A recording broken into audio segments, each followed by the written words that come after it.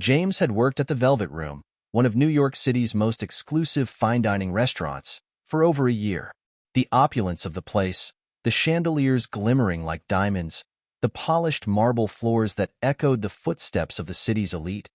It was a world that always made him feel a bit out of place. But tonight was different. He could feel the weight of anticipation in the air, and the hum of activity made his heart race. As he adjusted his apron in the kitchen, his boss, Mr. Clark, a man who could melt ice with his stare, appeared at the entrance. "Tonight's a big one, James. We've got some high-profile guests coming in.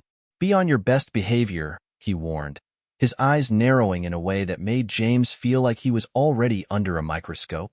James swallowed hard. He wasn't nervous about the job, not really.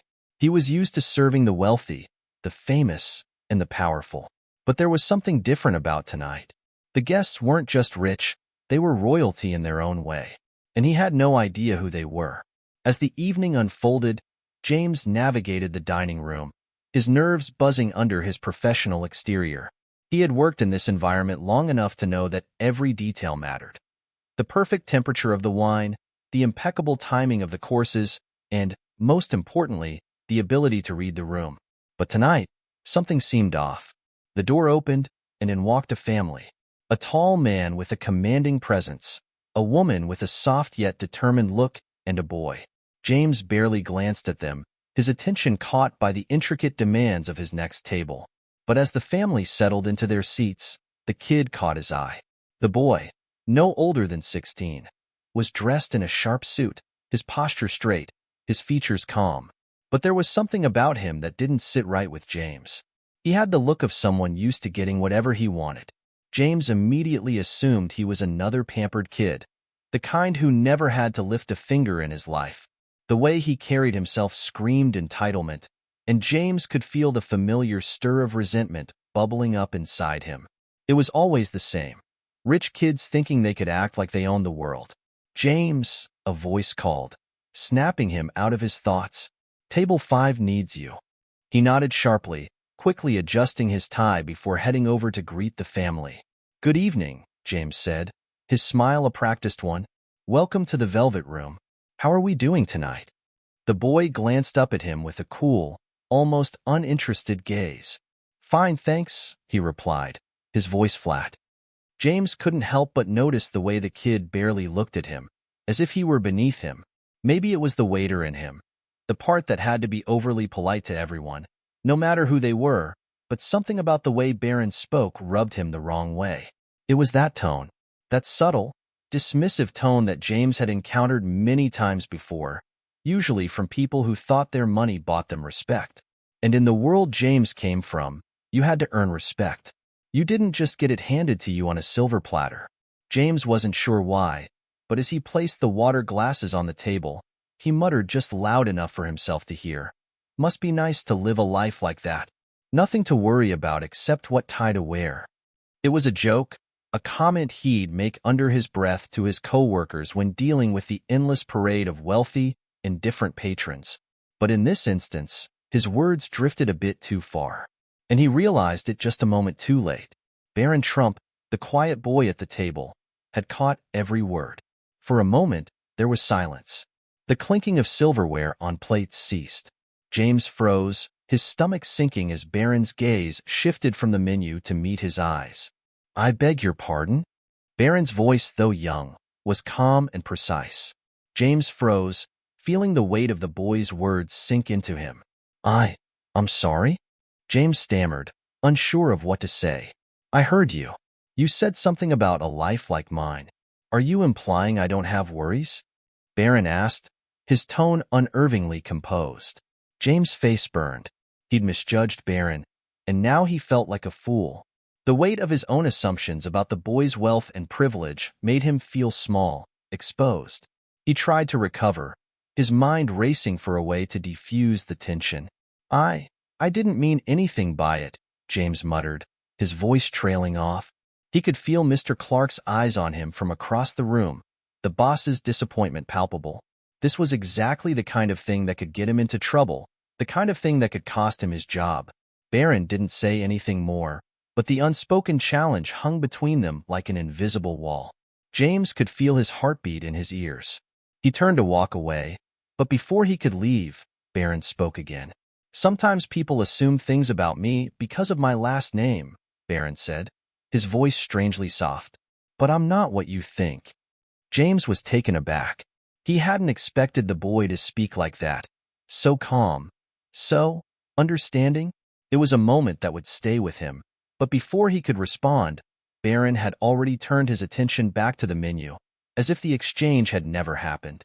As James walked back to the kitchen, his thoughts raced. What had just happened? Why had he judged Barron so quickly? It was a momentary slip-up, but it felt like it had the potential to unravel everything. He couldn't shake the nagging feeling that there was more to Barron Trump than he had assumed. And as he prepared for the rest of the evening, James couldn't help but wonder if this chance encounter would lead to something he never expected. Audience engagement. Have you ever judged someone based on appearances or assumptions, only to be proven wrong? Let us know in the comments. James had grown up in a small, modest neighborhood in Brooklyn, far removed from the glitz and glam of Manhattan's upscale districts. His family was humble, his father a mechanic, his mother a schoolteacher. They lived paycheck to paycheck, but there was love in the house, something that mattered more than money. It was a life that grounded James, teaching him the importance of hard work and humility. But there was always a part of him that longed for more. As a child, he had dreamed of bigger things, of something beyond the cramped apartment they called home. The wealthy families he'd seen driving past in their fancy cars or walking into exclusive restaurants made him curious, almost fascinated. He'd never experienced that kind of life. He couldn't help but wonder what it would be like to belong to a world where money wasn't an obstacle, where every door opened with just the right connections. After high school, James was determined to make it out. He took odd jobs, worked tirelessly to get into college, and eventually landed a job in the Velvet Room, a fine dining restaurant in the heart of New York City. The city had always called to him, a place of endless opportunity. But as much as he liked the idea of the hustle, the reality was often harsh. He had quickly learned that no matter how hard he worked, he was still considered just a waiter by many of the city's elite. Working in an upscale restaurant meant dealing with the privileged few who could afford the finest things life had to offer. Every day, James observed them, the high-profile patrons who treated the world like their playground. He noticed the way they carried themselves, the way they spoke to others with a sense of entitlement, as if the world owed them everything. James prided himself on his ability to remain professional, never showing his true feelings. He had learned to mask his frustration with a polite smile, but the truth was, it was hard to respect people who took their wealth for granted. He would often look at the luxury brands, the designer suits, and the arrogance in their eyes and wonder, what's it like to have the world at your feet? One of the reasons James stuck with the job was his mother. She had always dreamed of a better life for him, a life filled with opportunity, comfort, and security. When she fell ill a few years ago, it had become clear that her condition was deteriorating fast. Medical bills piled up, and James found himself caught in a struggle between his dreams of a future in a luxurious world and the financial realities of his mother's health. He worked late nights at the Velvet Room, pouring all his earnings into treatments and medications. But it wasn't enough. By the time his mother passed, James had already realized something vital.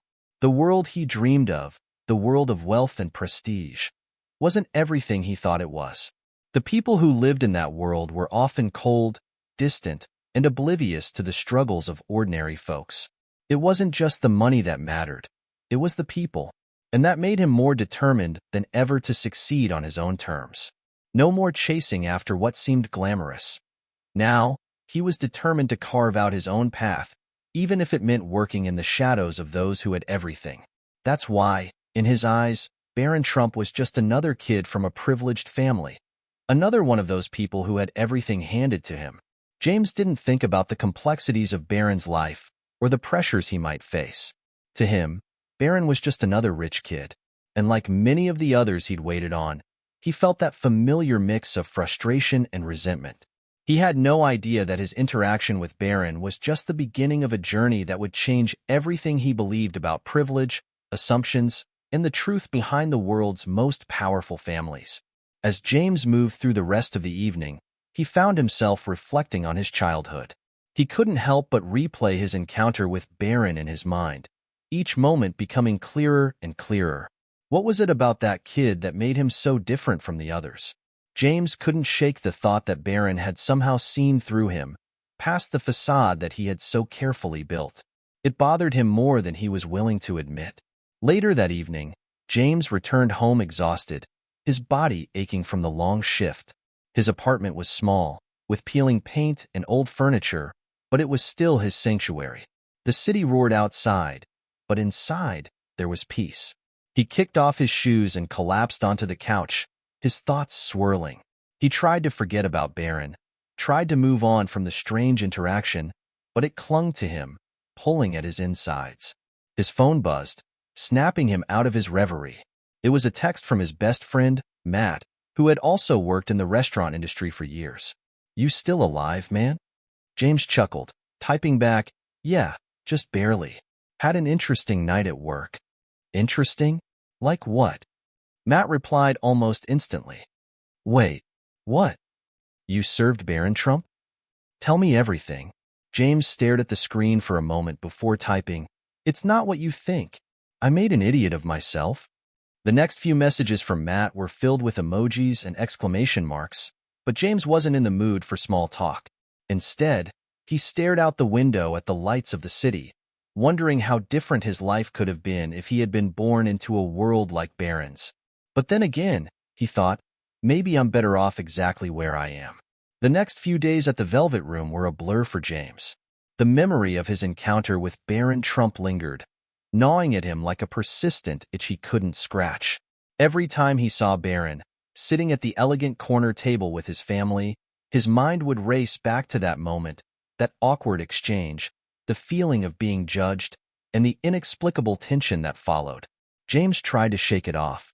It was just one more rich kid he had to serve, he told himself. But there was something about Barron's gaze, that quiet confidence mixed with something deeper, something unspoken, that kept drawing him in. It was Thursday night when the situation escalated. The restaurant was packed, as usual, with people sipping wine and chatting in hushed tones, a soft hum of conversation filling the space. James had just finished serving a difficult table when he saw Barron sitting alone, his parents engrossed in a conversation across the room. The boy was staring down at his phone, tapping away in a way that suggested he was lost in his own world. James hesitated for a moment. It was rare for Barron to be alone like this, away from his family, but there was something oddly human about the moment. For all the wealth Barron's family possessed, he was just a teenager, probably as lonely and uncertain as any other at his age. Sighing, James adjusted his apron and walked toward the table, determined to make this brief interaction as professional as possible. "Can I get you anything, sir?" he asked, trying to keep his tone light. Barron glanced up at him, his eyes sharper than James remembered. For a moment, James thought he might just ignore him, but instead, Barron raised an eyebrow. "Yeah," Barron said, his voice carrying a calm confidence. "A recommendation. What's the best thing on the menu tonight?" James paused. It wasn't an unusual request, but there was something about the way Barron asked it that made James feel like he was being scrutinized. He swallowed, trying to ignore the flicker of discomfort that washed over him. "I'd say the filet mignon. It's our signature dish," James replied, keeping his tone neutral. Barron considered this for a moment, then nodded. "I'll take that." James noted down the order and turned to leave, but Barron spoke again, his voice low and almost conspiratorial. "You know," Barron said, his gaze locking with James's, "I'm not as different as you think I am." James stopped in his tracks, the words hitting him harder than he anticipated. For a split second, he wondered if he was imagining things. But no. Barron was looking directly at him, his expression thoughtful, almost like he was daring James to challenge him. "Excuse me?" James asked, unsure of how to respond. Barron leaned back in his chair, a slight smirk forming on his lips. "You think you know me, don't you? Just another rich kid, another Trump. But you don't. You don't know what it's like." James felt a chill run down his spine. The calmness in Barron's voice, mixed with the weight of his words, sent a strange shiver through him. He didn't know what Barron was referring to, but something in his tone hinted at a deep, unresolved frustration. I'm sorry, James said, his voice softer now. I didn't mean to. No, you didn't, Barron interrupted, shaking his head. But you don't understand. People don't get it. They think I have it easy. But it's not like that. Not even close. James blinked, trying to process what Barron was saying. He had always assumed that someone with Barron's last name, his wealth, and his status had everything handed to them. What could a teenager like Barron possibly have to complain about? You're right, James said, trying to keep his tone neutral. I don't know, but that's the world we live in, right? People judge each other without knowing the full story. Barron's eyes narrowed slightly, as though James had struck a chord. He didn't respond immediately, and for a moment, the silence hung between them. It wasn't uncomfortable, just heavy. Before James could say anything more, Barron's parents, Donald and Melania Trump, returned to the table. Donald waved James over with a smile, oblivious to the tension that had just unfolded between him and his son. James, my boy, how are you? Everything good here tonight? Donald boomed, flashing his trademark grin. Everything's great, Mr. Trump, James replied, forcing a smile. He could feel Barron's gaze still on him, but he quickly turned his attention to Donald. Excellent. The filet mignon sounds perfect for Barron. He's been working hard lately. Donald gave his son a pat on the back, and Barron merely nodded, his expression unreadable. James quickly placed the order and turned to walk away, but something lingered in the back of his mind. Barron wasn't just a spoiled rich kid, he realized. There was something more beneath the surface, something hidden that James couldn't quite put his finger on. As he returned to the kitchen, James found himself thinking about Barron more than he wanted to. He didn't know why the boy's words had struck him so deeply. Maybe it was the vulnerability in his voice, or maybe it was the reminder that no one's life, no matter how perfect it seemed, was as simple as it appeared. That night, as James cleaned up his station, Mr. Clark called him into the office. James, he said, his voice stern, there's been some feedback about your interaction with the Trump family tonight. James's stomach dropped. What kind of feedback? Clark stared at him for a moment, his face unreadable. Let's just say it didn't go unnoticed. You need to be extra careful when you're dealing with clients like them. Do you understand? James nodded, his heart pounding. Yes, Mr. Clark, I understand. The days that followed the tense encounter with Barron were filled with an air of discomfort that James couldn't shake. He'd served hundreds of rich, high-profile people at the Velvet Room, but none had made him feel the way Barron did. There was a distance between them, an invisible line that neither of them had crossed, but it lingered. James went through the motions, taking orders, delivering dishes, and smiling through the awkwardness that seemed to hang between him and Barron. Despite the brief exchange, it wasn't long before the Trump family was back at their usual table. Barron didn't speak to James again, but his eyes followed him whenever he walked by. The weight of those glances lingered on James's mind like a challenge, an invitation he wasn't sure he was ready to accept. One night, after another busy shift, James stood in the kitchen with his coworkers, catching up on some much-needed downtime. He wiped his hands on a towel, his mind still preoccupied with thoughts of Barron. His friend Matt, who worked as a bartender, noticed the distracted look on his face and raised an eyebrow. You're thinking about that Trump kid again, aren't you? Matt asked with a grin. James shook his head. I don't know, man. There's something about him. He's different. I mean, I thought I had it all figured out with people like him, you know? Rich kids who never have to worry about anything. Matt leaned against the counter, wiping down some glasses. Oh, I get it.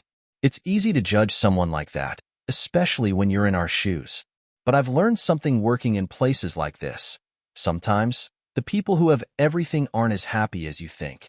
Maybe that kid's got his own set of problems. James paused, considering Matt's words. He didn't know why Barron's behavior had affected him so much. Maybe it was the way Barron had been so open with him, vulnerable in a way that James hadn't expected from someone of his status. Or maybe it was the sharp contrast between their lives. I don't know, James said slowly. It's just weird. I've never met anyone like him before. I keep wondering if there's more to his story. Matt gave him a knowing look.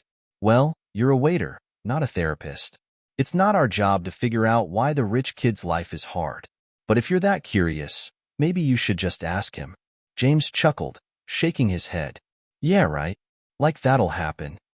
But even as he said the words, he couldn't help but feel that a part of him wanted to know more, wanted to break through the barrier that separated him from Barron and understand who he really was. It was a thought that lingered in his mind, gnawing at him.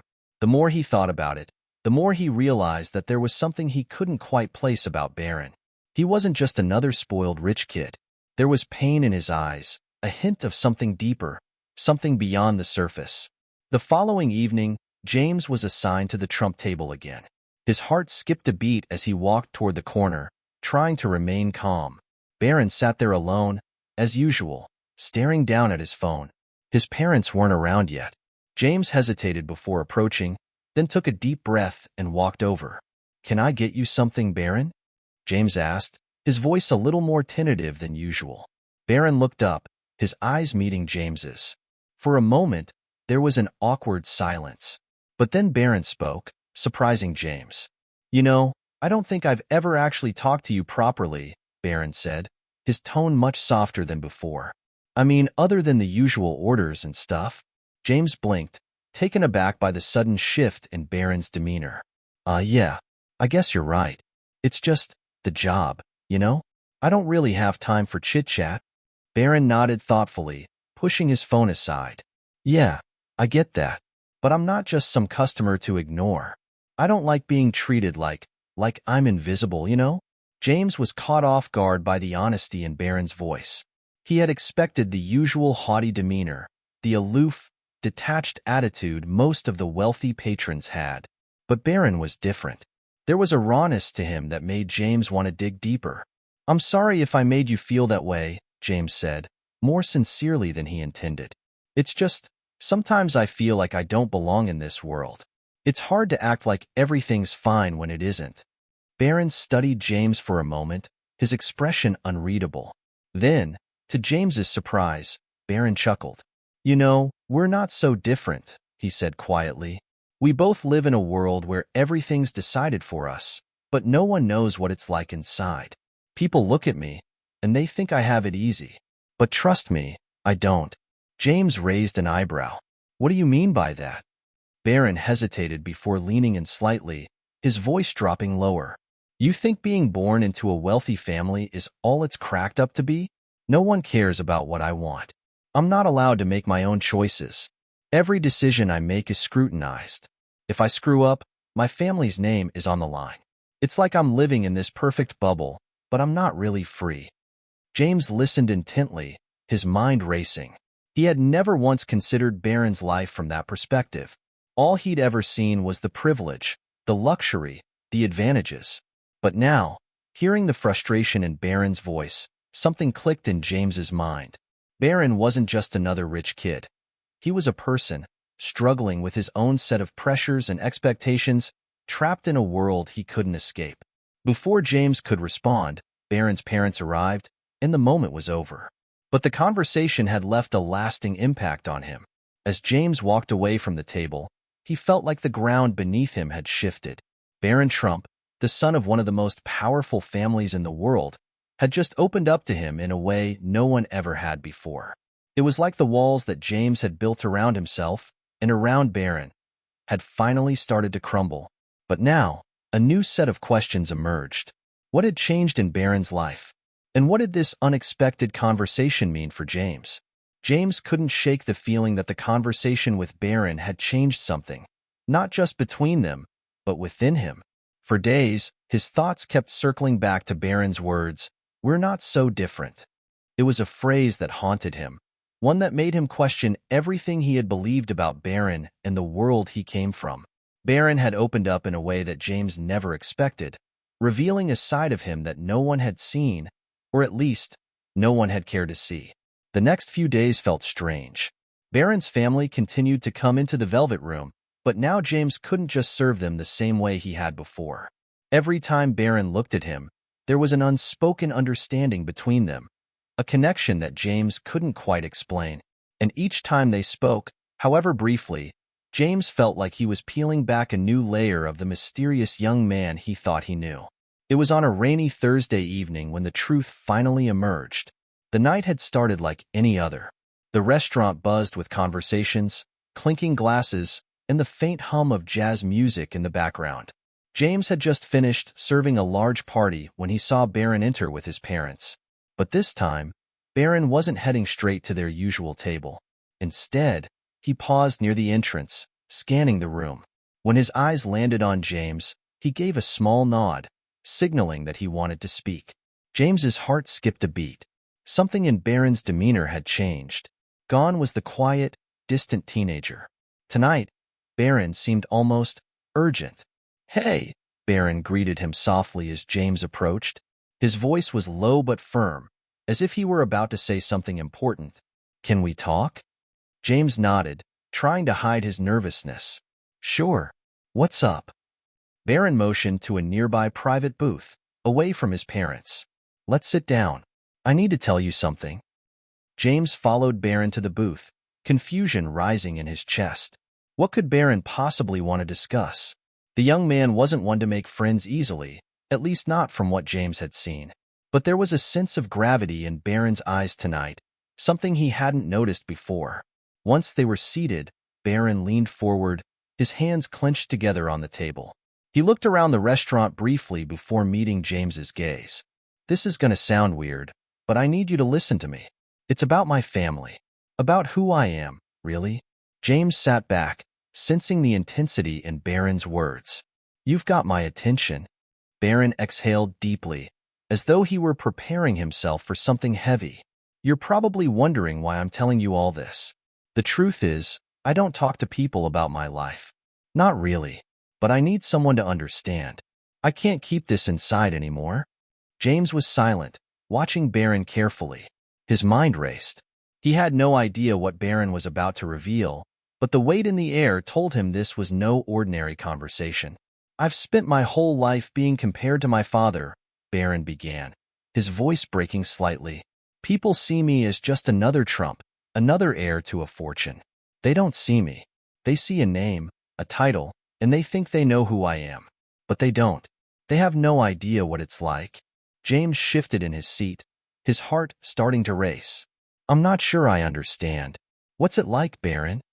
Barron's eyes darkened, his expression tightening. "Imagine being born into a family where your every move is watched. Imagine knowing that nothing you do can ever be your own. That's my life. I've spent years living in my father's shadow, always trying to be perfect. But no matter how hard I try, it's never enough. People love the idea of me, but they don't care about the real me." James listened, stunned. He had always assumed that Barron, as the son of one of the wealthiest men in the world, had everything handed to him. A perfect life, no struggles, no worries. But now Barron was speaking with a vulnerability that James couldn't ignore. "I've tried so many times to break free," Barron continued, his voice barely a whisper, "to find out who I really am. But every time I try, my family pulls me back in. It's like they don't want me to have my own identity. I don't even know what it would be like to live a life where I don't have to answer to them. To just be me." James's heart ached for Barron. The image he had always had of the Trump heir, the entitled, spoiled kid, crumbled away in that moment. Barron wasn't just the son of a billionaire. He was a young man, struggling to find his own voice in a world that wanted him to be someone else. "And that's not even the worst part," Barron added, his eyes darkening even further. "The worst part is that I've come to realize I can never escape. No matter where I go, no matter what I do, I'll always be a Trump. And people will always see me as nothing more than a symbol. It's suffocating, James." James felt a lump form in his throat. He couldn't believe what he was hearing. The Barron Trump he had seen all this time, the distant, guarded teenager, was suddenly real, and everything he thought he knew about him had been wrong. "I had no idea," James whispered. "I mean, I've heard the rumors, but I didn't think it was like this." Barron looked at him with a faint, bitter smile. "No one does. People think they know me because of my last name, because of what my father represents, but they don't see the pressure, the loneliness, the constant feeling of being trapped. The air between them was thick with tension, but there was also something else, something fragile, like the first crack in a wall that had held for too long. "I don't know what to say," James admitted, his voice soft. "I never thought about it that way. I've always just seen the wealth, the privilege. I didn't think you had to deal with the same stuff everyone else does." Barron looked away, staring at his hands. "I guess that's the problem. No one ever sees the real me. Not my parents. Not the people who look up to me. Just once, I want someone to see me. Not the name. Not the legacy. Just me." James sat in silence, trying to process everything Barron had just shared. This was a side of Barron that no one, not even his own family, had ever truly seen. And it was the side that James was beginning to understand. Before James could respond, Barron stood up, his face hardening again. "I shouldn't have said all that. Forget it." But as Barron turned to leave, James couldn't let him go. He reached out, stopping Barron by placing a hand on his shoulder. Barron froze, then slowly turned back around. "I won't forget it," James said firmly. "And I won't treat you like everyone else does. You're not just a name." For the first time, Barron looked at him with something resembling gratitude. "Thanks," he muttered before walking away, disappearing into the shadows of the restaurant.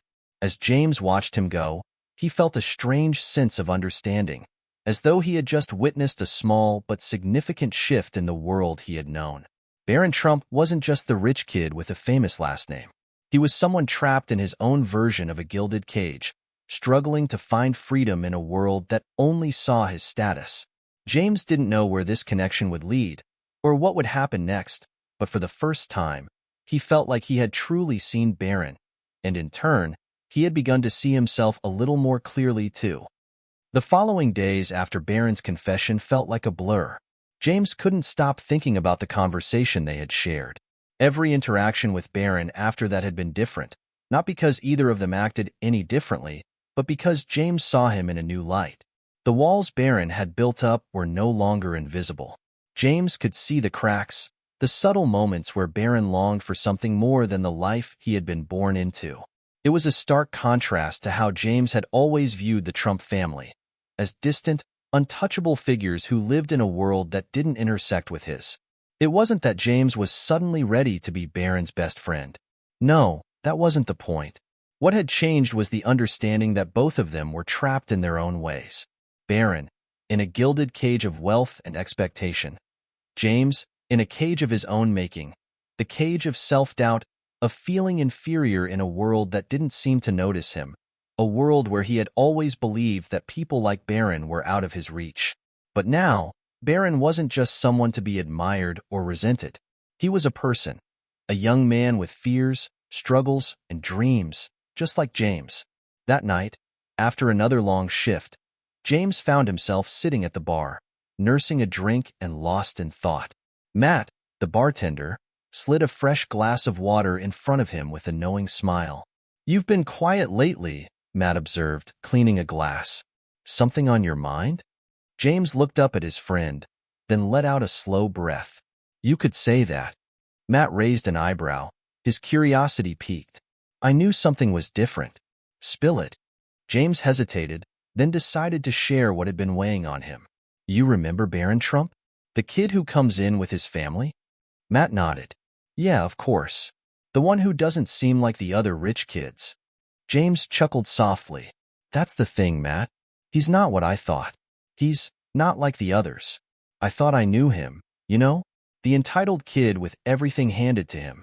But after talking to him, I realize I've been totally wrong." Matt leaned in, intrigued. "What do you mean?"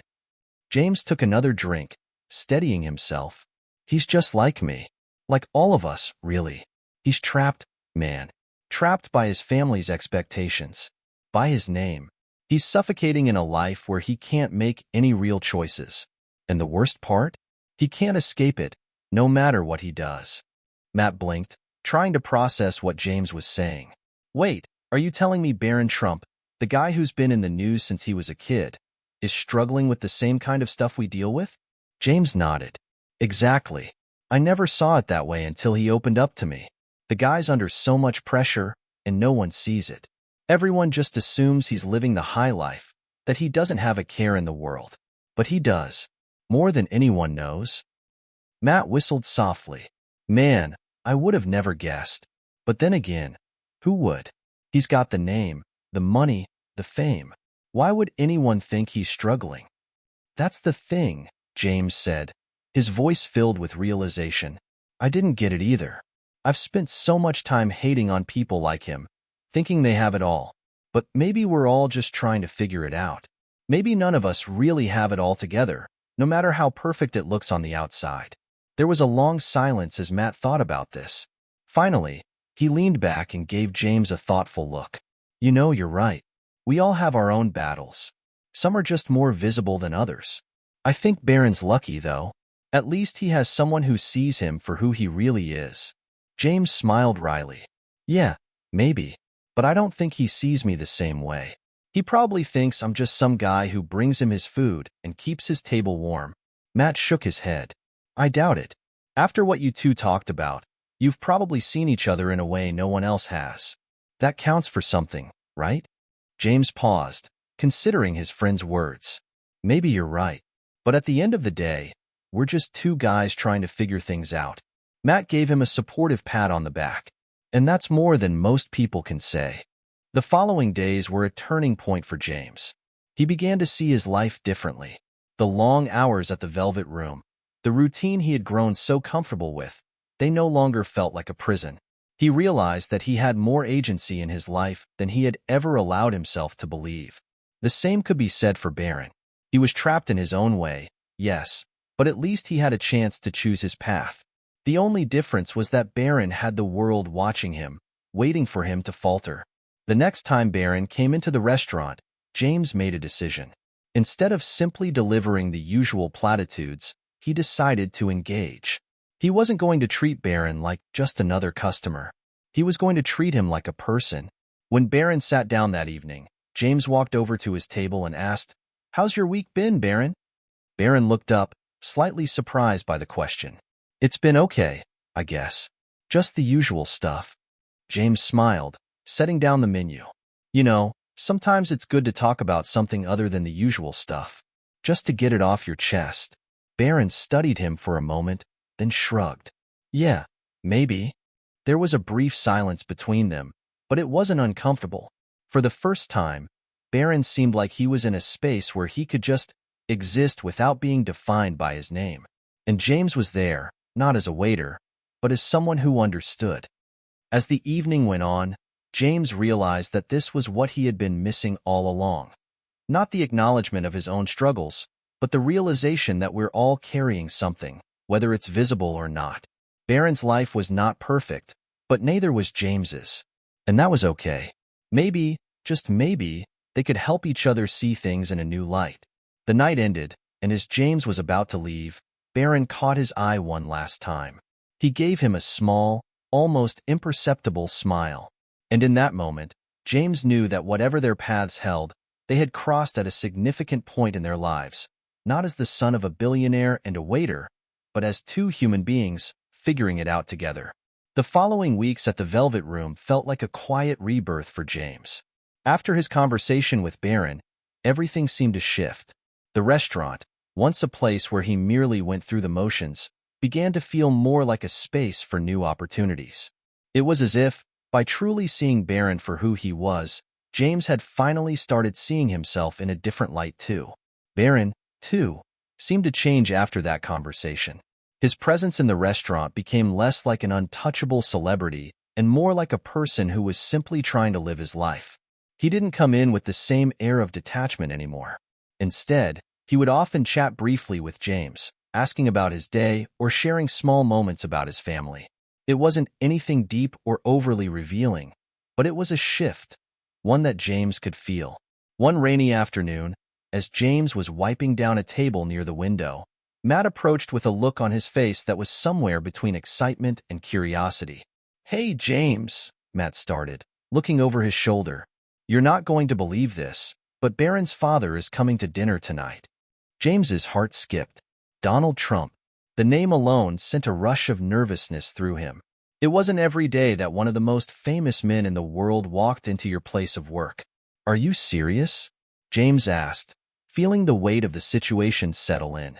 "What am I supposed to do?" Matt shrugged, his expression light. "You do what you always do. Just be yourself. But this time, don't act like he's some untouchable figure. You already know Barron's different, so don't treat his dad like he's some god. Treat him like a regular customer." James couldn't help but laugh at Matt's blunt advice. But there was truth in it.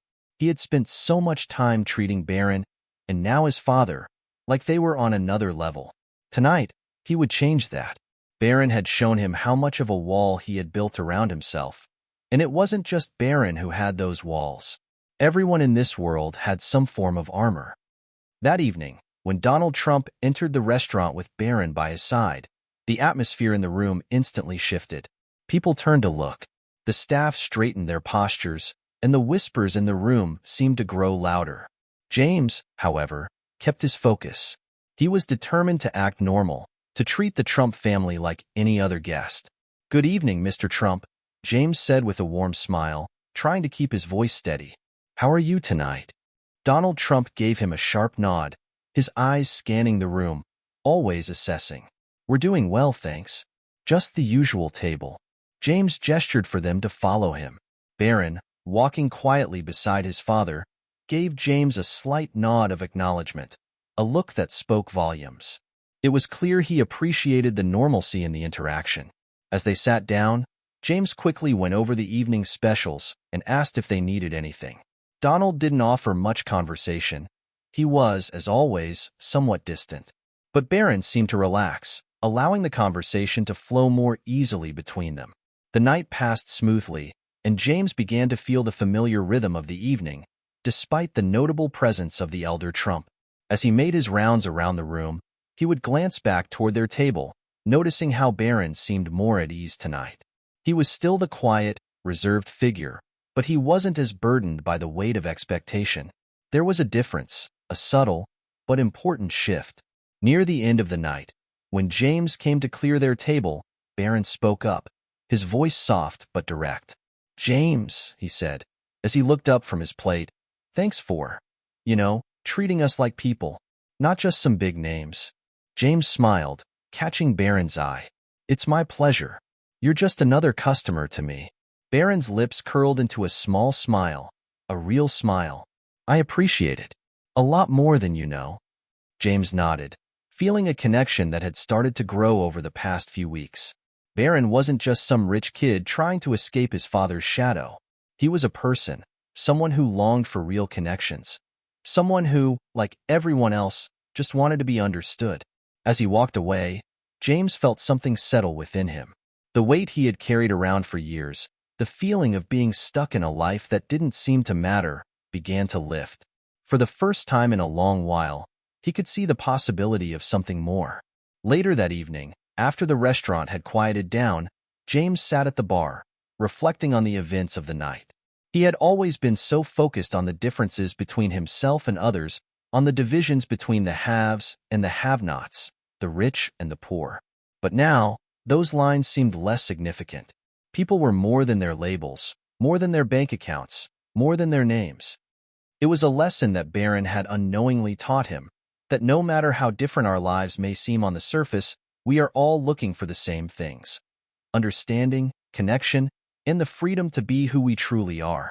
As James left the Velvet Room that night, the cool night air hit his face, and for the first time, he didn't feel weighed down by the world. He felt free. Free to be himself, free to dream, and free to step into a future where his worth wasn't defined by his job, his income, or the expectations of others. And as for Barron, he was no longer just the son of Donald Trump. He was Barron, a young man struggling to find his way in a world full of shadows and lights, just like everyone else. James wasn't sure what would happen next, but one thing was clear. Their lives had intersected at the perfect moment, and that was enough. The weeks continued to pass, and with each passing day, James noticed subtle shifts in both his life and his relationship with Barron. The changes weren't grand gestures or dramatic moments. Instead, they were the quiet, unspoken ways in which their interactions had evolved. It wasn't just about Barron anymore. It was about how James had started viewing the world differently. The walls he had built around his own life had begun to crumble, and he felt as if he were finally stepping out into a space where his own dreams could begin to take shape. One of those small but significant changes came on a slow afternoon when James was working a light shift. The restaurant was quieter than usual, the soft hum of the air conditioning the only sound breaking the stillness. He was polishing silverware at the bar when Matt walked up, a slight grin playing on his lips. "James," he said, his tone light, "you're not going to believe this, but Barron left you a note today." James blinked, confused. "A note? Why would Barron leave me a note?" Matt shrugged. "I don't know. He just slipped it to me before he left. Said it was for you." Curiosity piqued, James took the note from Matt, unfurling the folded paper. It was handwritten in Barron's neat, precise script. The words were simple but loaded with meaning. "James, I wanted to thank you again for everything. For seeing me as I am, and not just as the guy I'm supposed to be. I've been thinking a lot about our conversations, and they've helped me see things in a new way. Maybe someday we'll have the chance to sit down and talk more, but for now, just know you've made an impact. Take care, Barron." James stared at the note for a moment, his heart swelling with an emotion he couldn't quite place. It was a strange sensation, a mix of pride, gratitude, and something deeper, more vulnerable. Barron had seen something in him, something that mattered. For someone like Barron, a young man who lived in the glaring spotlight, to acknowledge the small moments of kindness they shared meant more than James could express. It also made him realize something else. Barron's actions, his gestures of understanding and gratitude, were a reflection of something much bigger. It wasn't just about Barron seeing him differently. It was about James seeing himself differently. For the first time in a long while, James could look at his life with a sense of pride. He wasn't just some guy working in a high-end restaurant. He had value. He mattered. And it wasn't just because of who he was, but because of how he treated people, how he connected with them. That evening, Barron came in with his father. This time, James didn't feel the same pressure he had felt the first time Donald Trump entered the restaurant. He wasn't walking on eggshells. Instead, he was confident, grounded, and clear-eyed. He greeted Barron with a warm smile, acknowledging him without the awkwardness he had felt before. "Evening, Barron," James said casually as he approached the table. "How's it going?" Barron returned the smile, his expression more relaxed than usual. "It's going well, James. Thanks for asking." They exchanged some small talk before Donald Trump, as usual, remained more detached and focused on his meal. James didn't mind. His attention was on Barron now, on the quiet connection they had established over the last few weeks. It was an unspoken bond that didn't require words to be meaningful. As James served their meal, Barron caught his eye again, this time with something more. A glimmer of understanding. There was a look of appreciation in his eyes, and for a moment, James could see the weight of his life, the burdens Barron had carried silently for so long. But Barron wasn't alone anymore.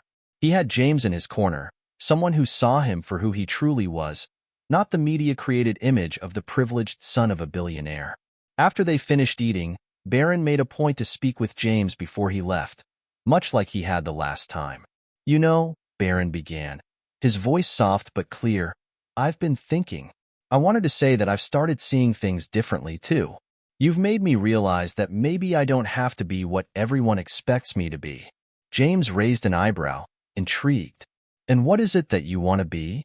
Barron shrugged, looking out the window as if contemplating the world outside. "I don't know yet, but I think I'm finally starting to figure that out. Maybe it's not about the title or the name or what people think of me. Maybe it's about being true to who I am. And that starts with people like you, James." James felt a lump form in his throat. "Well, Barron, I'm glad we could have these talks. You know, you don't have to carry all of this by yourself. You've got people who care." Barron looked back at him, his gaze steady. "And I think I'm starting to realize that. Thanks, James. More than you know."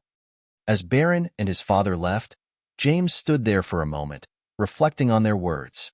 The shift in his perspective was undeniable. He had never considered himself a mentor or someone who could help others see the world differently. But somehow, that was what was happening. He was beginning to have an impact on those around him, just as Barron had done for him. That night, as James closed up the restaurant and walked out into the cool evening air, he couldn't help but feel a sense of accomplishment. Not because he had changed the world or done something extraordinary, but because he had made a difference in the lives of the people around him. He had helped Barron see himself in a new light, and in doing so, he had learned to do the same for himself. The world was full of people with complex stories, with layers of pain and expectation that often went unseen. But James had learned that sometimes all it took was the willingness to see them as they truly were. To understand that no one, not even Barron Trump, was beyond reach. Everyone, in their own way, was just trying to find their place in the world. As time passed, the connection between James and Barron deepened. It was not a friendship forged overnight, but a steady evolution, the kind that took patience and a willingness to understand each other. While Barron often found solace in their conversations, James too discovered that their talks were transforming his own perspective on life. Barron had a way of speaking that made James question everything he had once taken for granted, including his own choices, dreams, and fears. One chilly Thursday evening, as the restaurant hummed with the quiet chatter of patrons, Barron came in alone. This was unusual. He was rarely seen without his father or security detail. James raised an eyebrow as Barron approached the host's stand. "Evening, James," Barron greeted him with a small smile, his voice uncharacteristically serious. "Barron, what's up? You're flying solo tonight?" James asked, a bit surprised. Barron nodded, his posture a little slumped, the usual confidence he carried with him missing. "Yeah, I needed a break from the usual. My dad's busy with meetings. I just wanted to grab a bite and think for a bit." Barron's tone was quiet, almost hesitant. It was rare for him to be so open about his inner thoughts, especially with someone he had only known for a short time. James studied him carefully, sensing that there was more to this visit than just a casual meal. "You've got the whole restaurant to yourself," he said with a knowing grin. "What's on your mind?" Barron hesitated for a moment, his eyes flicking around the room before finally meeting James's gaze. "Everything. Or maybe nothing." James raised an eyebrow, his curiosity piqued. "Want to talk about it? You know I'm all ears." Barron took a deep breath, his fingers absent-mindedly tracing the edge of the menu. "It's just, sometimes I feel like I'm trapped in a box, you know?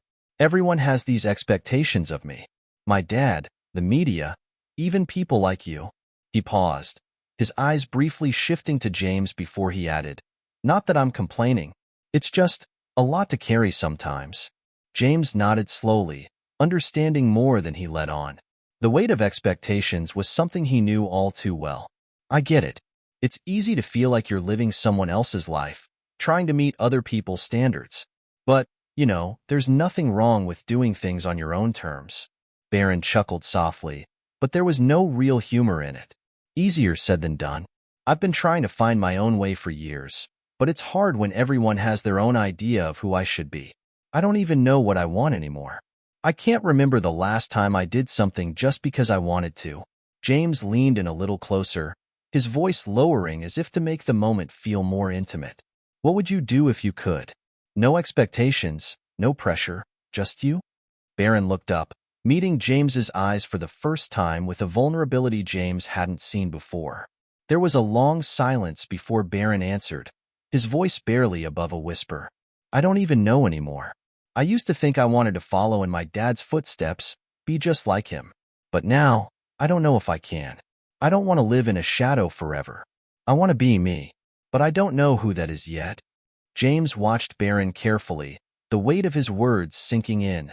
It was rare for someone like Barron, someone who had been raised in the public eye, to admit such uncertainty, and even rarer for him to express such a deep longing for something more, something real.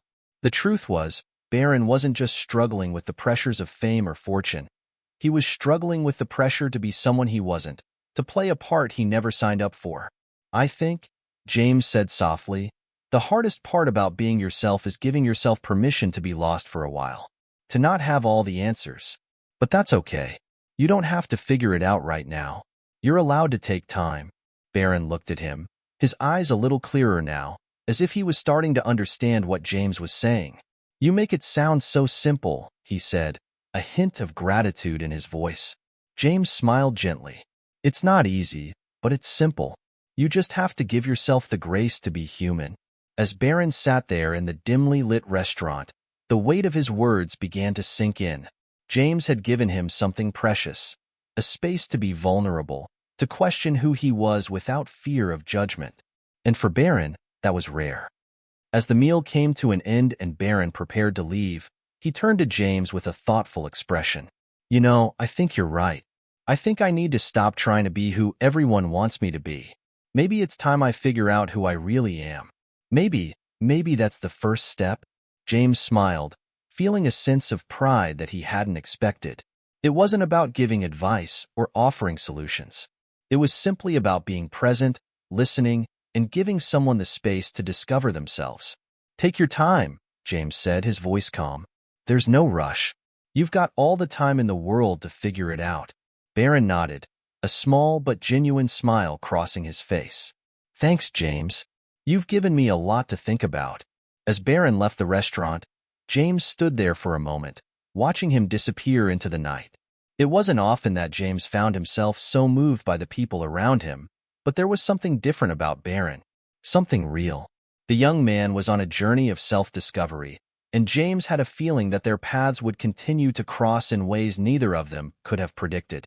That night, as James closed the restaurant and stepped out into the cool night air, he felt a sense of fulfillment he hadn't experienced before.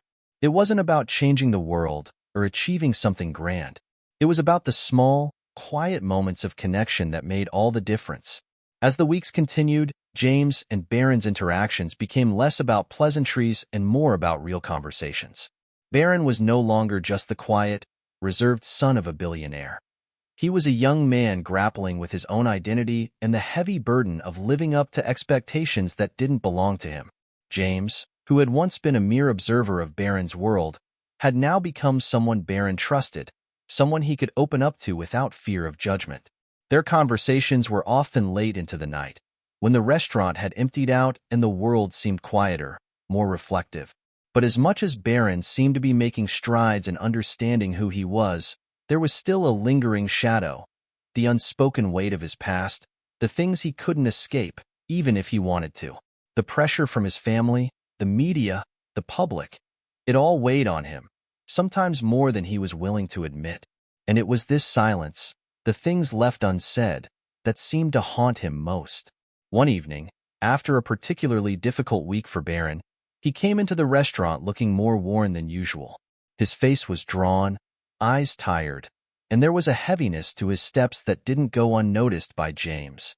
"Hey, Barron," James greeted him as he entered, his voice low, mindful of the change in Barron's demeanor. "Everything okay?" Barron hesitated at the host stand, his hands shoved deep in his pockets, his gaze unfocused. "I don't know, James. I've been thinking a lot, and I'm not sure I'm any closer to understanding anything." James nodded, sensing the weight in his words. "Sometimes it feels like that, like everything's just one big question mark." "Yeah," Barron sighed heavily, "but it's more than that. It's like I'm carrying something from the past, and I don't know how to let it go. It's not just about the pressure from my dad or the media. It's something deeper, something that I've never really talked about." James could sense the seriousness of Barron's words. This was a moment of vulnerability, and James wasn't about to let it slip away. He pulled out a chair and gestured for Barron to sit down. "You know you can talk to me, right?" Barron sat down, running a hand through his hair as if trying to organize his thoughts. "It's just all of it. Growing up in the public eye, people always looking at you, judging you, thinking they know you. I've never been able to be myself, not really. My dad has these plans for me, things he expects me to do, and the media's always there, turning every little moment of my life into a headline. But it's not just that. It's the silence from my family, from the people who should care. It's like no one sees me for who I am." James sat quietly, listening intently, knowing that Barron wasn't looking for answers, just someone to hear him. After a long pause, Barron continued, his voice barely above a whisper. "My mom, she's been gone for a while now. And my dad, he's always been so focused on his career, on his empire. He's never really been there for me. I know he loves me, but sometimes it feels like I'm just another part of the business, just another asset to manage. I don't even remember the last time he asked me how I was doing, or if I was happy." James' heart ached for Barron. He had seen glimpses of this before, the distance between Barron and his father, but hearing it from Barron's own lips made it real in a way that nothing else had. Barron wasn't just the son of a billionaire. He was a young man searching for love, for connection, for validation, things that most people took for granted. "You know," James said softly, "it's not easy carrying that weight alone, especially when the people who should be there for you don't even know how to show up." Barron nodded, his eyes fixed on the table in front of him. "It's like I've always had to be the strong one, the one who keeps it all together. But inside, I'm just lost. And sometimes I wonder if anyone would care if I wasn't here. If I wasn't living up to everyone's expectations. Would anyone even notice me then?" James leaned forward, his voice steady but firm. "Barron, listen to me. You matter. You've always mattered. You don't have to live up to anyone's expectations but your own. I know it's hard, but you don't have to keep pretending that everything's fine when it's not. It's okay to feel lost. It's okay to need people. You're not alone." Barron looked up at him then, a faint glimmer of something like hope in his eyes. It was a fragile thing, but it was there, and that was enough. "Thanks, James," he said quietly. "You don't know how much it means to hear that. I've never really heard it before." James smiled softly, trying to offer him some comfort. "Well, you should hear it more often. Because it's true. You matter. And when you're ready, you don't have to do this alone. There are people who care about you, even if they don't always know how to show it." Barron sat back in his chair, his posture a little less tense now, his shoulders relaxing as if a small burden had been lifted. The silence between them wasn't uncomfortable anymore. It was peaceful, filled with the unspoken understanding that, for this moment, they had shared something real. As Barron got up to leave, he turned to James once more. "I'll think about it. About what you said. I think maybe I've been running away from something for too long. Maybe it's time I face it." James nodded, his heart swelling with a mixture of pride and hope. "Take your time, Barron, and whenever you're ready, I'll be here." As Barron walked out into the night, James stood still for a moment, watching him disappear into the shadows. There was something different about him now, a sense of lightness in his step, a small but noticeable shift in his demeanor. Maybe it was just the beginning of something. Maybe Barron was starting to come to terms with who he was, with his past, and with the weight of expectations he had carried for so long. And James? He felt the change, too. He wasn't just a waiter anymore. He was someone who had made a difference. He had helped Barron, not by offering solutions, but by listening, by being there. In a world that often demanded perfection, that was enough. The weeks that followed were a quiet continuation of the newfound connection between James and Barron. There was a noticeable shift in Barron's demeanor. He was more relaxed, more open. He even began to show up at the restaurant more often, though he still kept to himself most of the time. Yet, despite the small steps forward, there was still a lingering tension in Barron's behavior, a sense that something important was just beneath the surface, something he was hesitant to address. James, who had grown to care for Barron in a way he hadn't anticipated, couldn't help but wonder what was still haunting the young man. Barron's struggles with expectations, his strained relationship with his father, and his desire to figure out who he truly was were only pieces of the puzzle. The real question was whether Barron would ever fully confront the deeper, darker truths about himself.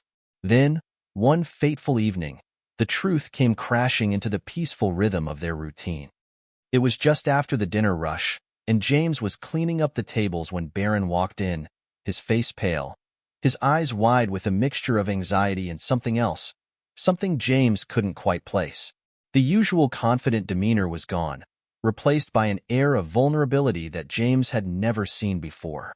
"Barron, everything okay?" James asked, looking up from his work. He could tell something was different in Barron's posture. The usual air of mystery was replaced by something heavier. Barron didn't answer right away. He just stood there, his gaze unfocused, as if trying to gather his thoughts. James could tell that whatever it was big. His heart quickened, sensing the gravity of the moment. Finally, Barron spoke, his voice barely above a whisper. "I need to tell you something." James stepped toward him, concern creeping into his voice. "You know you can talk to me, right?" Barron nodded slowly, his eyes distant. "I don't even know where to begin. I've been keeping this from you, from everyone, but I think it's time you knew the truth." The air in the room seemed to shift, as if the weight of Barron's words was slowly filling the space around them. James waited, unsure of what was coming but knowing it was something that would change everything. "It's about my family," Barron continued, his hands shaking slightly as he spoke. "About my dad." James frowned, wondering where this was heading. "What about him?" Barron took a deep breath, trying to steady himself before continuing. "I never really told you the whole story. Not the real one, anyway. My dad. He's not who people think he is. Not the way the media portrays him. I mean, they get it all wrong. They think he's this perfect, driven businessman, the self-made billionaire who worked his way to the top. But that's not the truth. Not the whole truth." James stood silently, absorbing Barron's words. The revelation was unexpected, but not entirely surprising. Barron had always hinted at the cracks in the image of his father, but hearing him confirm it was a different matter entirely. "My dad's a manipulator," Barron went on, his voice raw with emotion. "He's always controlled everything. The way people see him, the way I live my life. I thought I had to be just like him to make him proud. I thought I had to play his game. But the truth is, I've been trapped in his shadow my whole life." James felt a knot tighten in his stomach.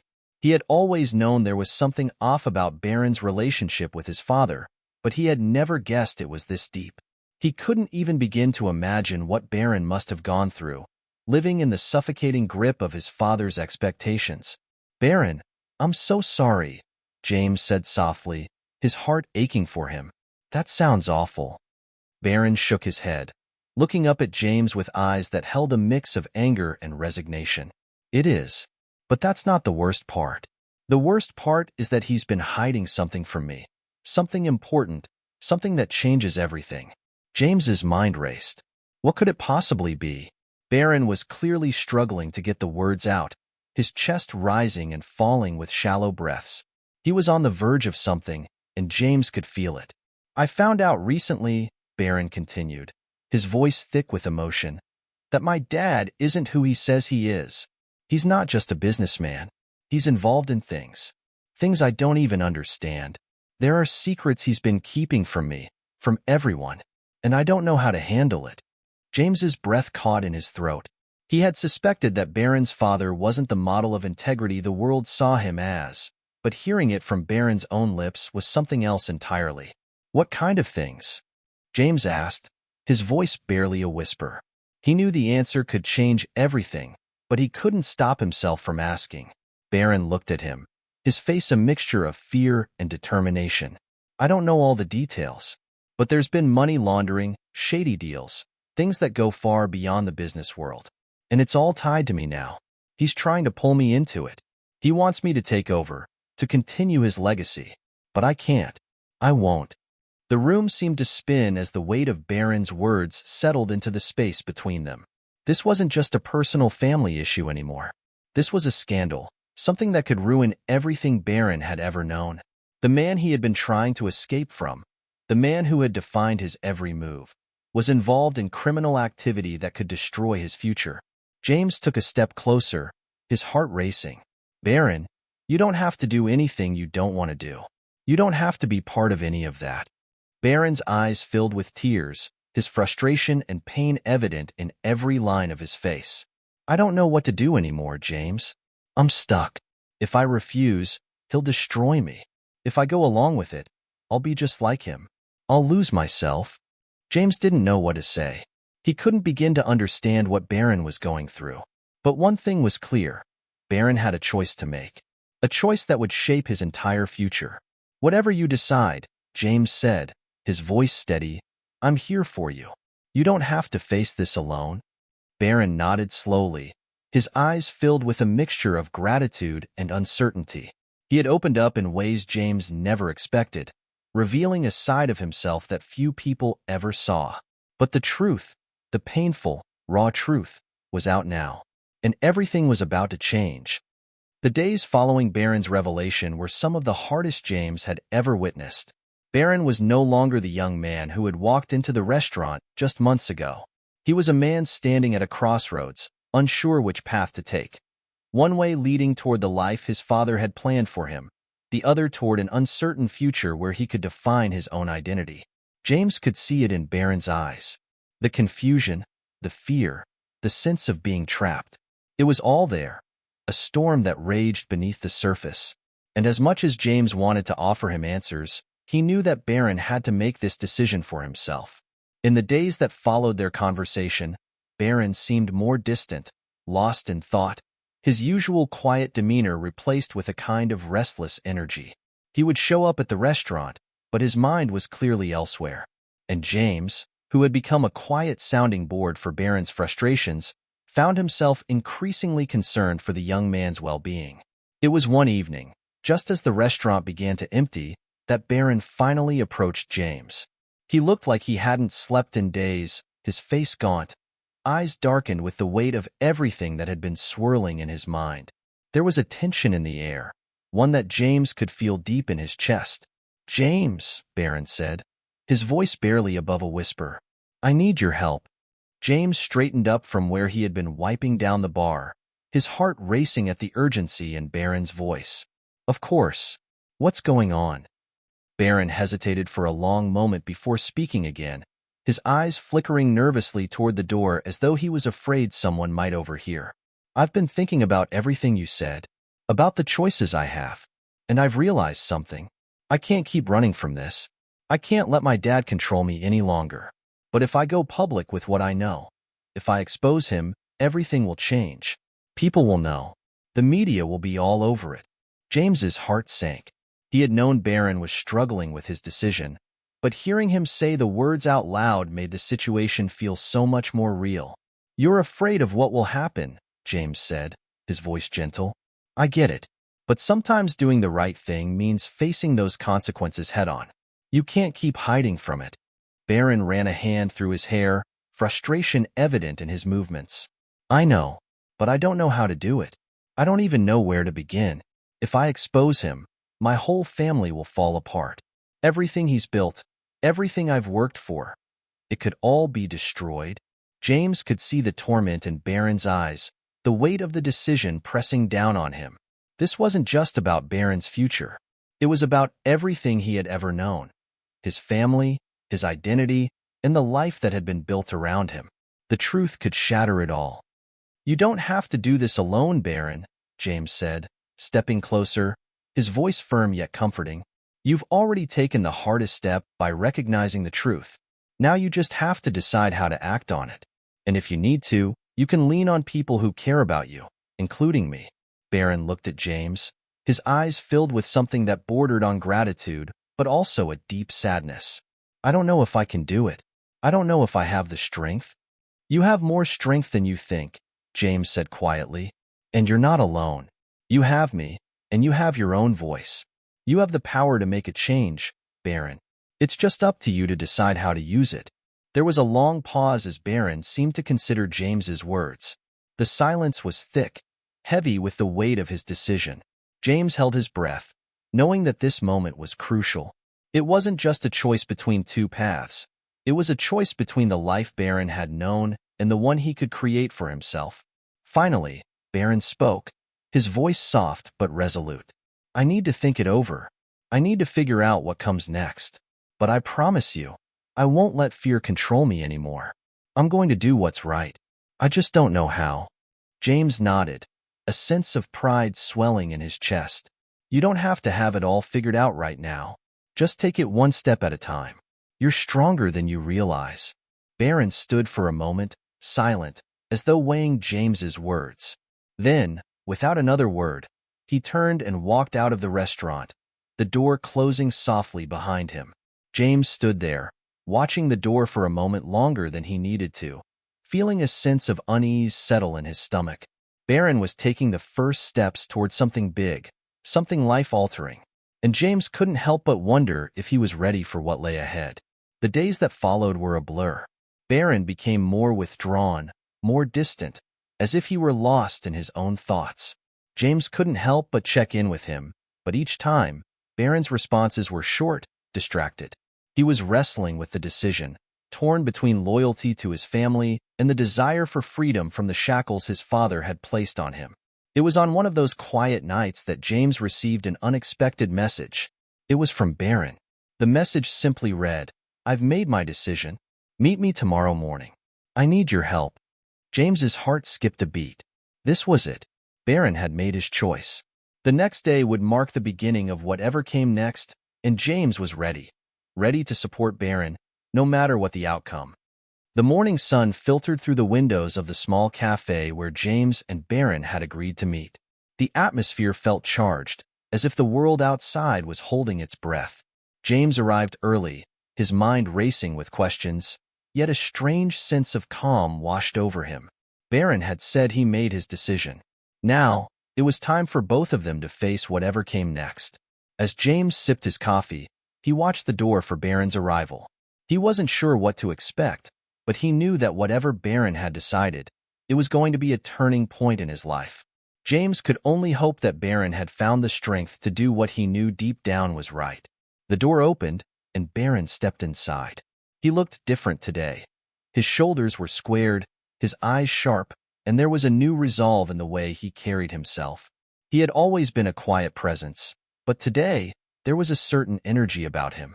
He walked straight toward James, a slight but determined smile on his face. "Hey," Barron greeted him, his voice steady. "Thanks for meeting me." James returned the smile, though he could feel the tension in the air. "Of course. I'm glad you reached out. So, what's going on? You said you made a decision." Barron sat down across from James, his hands resting on the table as he looked at the other man. For a moment, there was a silence between them, but this time, it felt different. It wasn't uncomfortable, just filled with the anticipation of what was to come. "I've decided to go public," Barron said, his voice firm but with an edge of uncertainty. "I'm going to expose my dad for what he really is. All the things he's been hiding. The money laundering, the shady business deals. It ends now." James's heart leapt. He had been silently hoping for this, but hearing it aloud made it all the more real. Barron was choosing to stand up, to break free from the weight of his family's secrets. But James could see the storm brewing behind Barron's eyes. This wasn't going to be easy. Nothing ever was when you stood up to someone as powerful as Barron's father. "Are you sure?" James asked, his voice low, a hint of concern creeping in. "I mean, this is huge, Barron. It's not just about your dad, it's about everything. Your whole life could change because of this." Barron nodded, his jaw clenched. "I know, but I can't keep living in fear. I can't keep pretending like everything's okay. My dad has always controlled my life, made me feel like I have no choice but to follow his path. But I'm done with that. I can't stay silent anymore." James studied Barron's face, searching for any signs of doubt, but there were none. Barron was resolute. This was the moment he had been waiting for, the moment he would finally step out from his father's shadow and take control of his own future. "I'm proud of you," James said quietly, his voice full of sincerity. "I know it's not going to be easy, but you're doing the right thing. You're standing up for yourself, and that takes courage." Barron's lips twitched into a smile, though there was still a heaviness to his expression. "I don't know if it feels like courage, but it's the only choice I have. I've spent too long being afraid. If I don't do this now, I'll never be free." For a moment, they both sat in silence, the weight of the decision settling between them. James could feel the tension in Barron's shoulders, the anxiety that still lingered despite his resolve. He knew that Barron was scared, not just of the fallout from exposing his father, but of what it would mean for his future. There was so much on the line, and Barron was taking a giant leap into the unknown. "You've thought this through, right?" James asked, wanting to make sure Barron had considered every angle. "This will change everything. The media will be all over this. Your family, your reputation. It's all going to be out there." Barron looked up at James, his expression unwavering. "I know, but I've made my peace with that. I'm ready for whatever comes next." James leaned back in his chair, feeling a surge of admiration for Barron. The young man had found his voice, had come to terms with the fact that sometimes doing the right thing meant sacrificing comfort, security, and even relationships. Barron was finally standing on his own 2 feet, and it was both inspiring and heartbreaking to witness. "I'll help you however I can," James said, his voice resolute. "You don't have to do this alone." Barron's eyes softened, a quiet gratitude filling them. "I know, and I appreciate that more than you know. I don't know where this journey will take me, but I can't keep living the lie." James smiled, proud of the man Barron was becoming. "Whatever happens, you've already taken the most important step. You're no longer living in your father's shadow. You're living for yourself now." Barron's lips parted in a small, but genuine smile. "Thanks, James. You've been a good friend. I don't think I could have done this without you." For the first time in a long time, Barron seemed truly at peace. He had made his decision, and now it was time to face the consequences, whatever they might be. As they left the cafe, Barron seemed lighter, almost relieved. The tension that had weighed him down for so long had lifted, if only slightly. There was still so much ahead of him, but for the first time in a long while, he felt like he was walking his own path, no longer controlled by the expectations of others. James watched Barron as they walked out into the bright sunlight, knowing that this was just the beginning of a long journey. Barron had made his choice, and now he had to see it through. It wouldn't be easy, and it wouldn't be without sacrifice, but James was confident that Barron was strong enough to face whatever came next. The storm was far from over, but Barron had finally taken the first step toward finding peace. Peace with himself and with the truth. The next few days were a blur of frantic phone calls, strategy meetings, and media inquiries. Barron had made his decision to go public, and now the reality of the storm he had unleashed was setting in. The media frenzy was immediate and overwhelming. The moment Barron's story hit the news, it felt like the world shifted on its axis. James watched from the sidelines, feeling a mix of awe and concern. Barron was not just exposing his father's wrongdoing. He was dismantling the very foundation of his family's empire. The decision Barron had made wasn't just personal. It was political, social, and cultural. It was shaking the upper echelons of society, and everyone from high-powered lawyers to reporters to old friends of the family were now involved in the fallout. Barron had expected this, of course. He had known that taking on his father would be a fight of monumental proportions, but no amount of preparation could have prepared him for the onslaught that was now underway. For the first time, he was the target, not his father, and every move he made was under intense scrutiny. James stayed by his side, offering support whenever Barron needed it. The restaurant, once a quiet refuge, had become a meeting ground for reporters, lawyers, and curious onlookers. There was no hiding from it anymore. Barron's name was everywhere. Headlines screamed about the Trump family scandal, and Barron's face was plastered across every news outlet, from tabloids to major networks. Some hailed him as a hero, while others labeled him a traitor, but the truth was, no one could ignore him. One night, after a particularly grueling press conference, Barron sat at the back of the restaurant, his hands trembling as he sipped his drink. The weight of the world seemed to be pressing down on him, and James could see the toll it was taking. "You okay?" James asked, sliding into the seat across from him. Barron didn't respond immediately. His gaze was distant, lost in the mess of his own thoughts. Finally, he met James's eyes, and for the first time in days, he looked vulnerable, exhausted, scared, but resolute. "I thought I was ready," Barron said quietly. "I thought I could handle it. But this, it's more than I ever imagined. Every move I make, every word I say, it feels like I'm walking on a tightrope. One wrong step, and I'll fall." James nodded, understanding. "It's the nature of the beast, Barron. You made a choice, and now you're living with the consequences. But remember, you didn't do this for fame or glory. You did it because it was the right thing to do. And you're not alone in this." Barron let out a bitter laugh. "Right. I'm not alone, except I'm the one everyone is focusing on. They've forgotten about the real issue, my dad. It's all about me now. My choices, my mistakes. They're tearing me apart."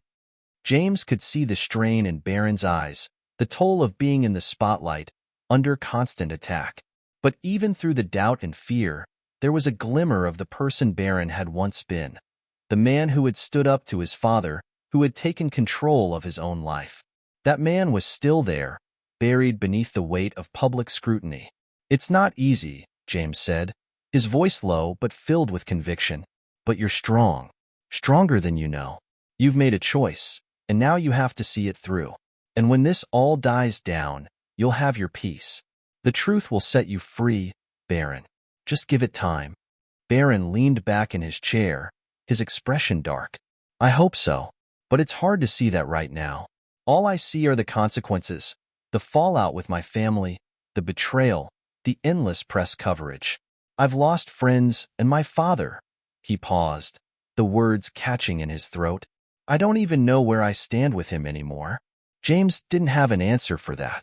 He had seen the strain Barron had with his father, the pressure, the expectations, the years of manipulation. Barron's father wasn't just a powerful businessman. He was a force of nature, someone who had shaped Barron's world in ways that were impossible to untangle. And now, Barron was standing up to him. But at what cost? "I can't imagine what that must feel like," James said softly. "But you're doing what's right. That's the only thing that matters." Barron nodded slowly, his eyes filled with an emotion James couldn't quite place. "Maybe, but sometimes I wish I could just disappear. Start over somewhere where no one knows my name, where I'm not constantly under a microscope. It feels like everything I've ever known is slipping away."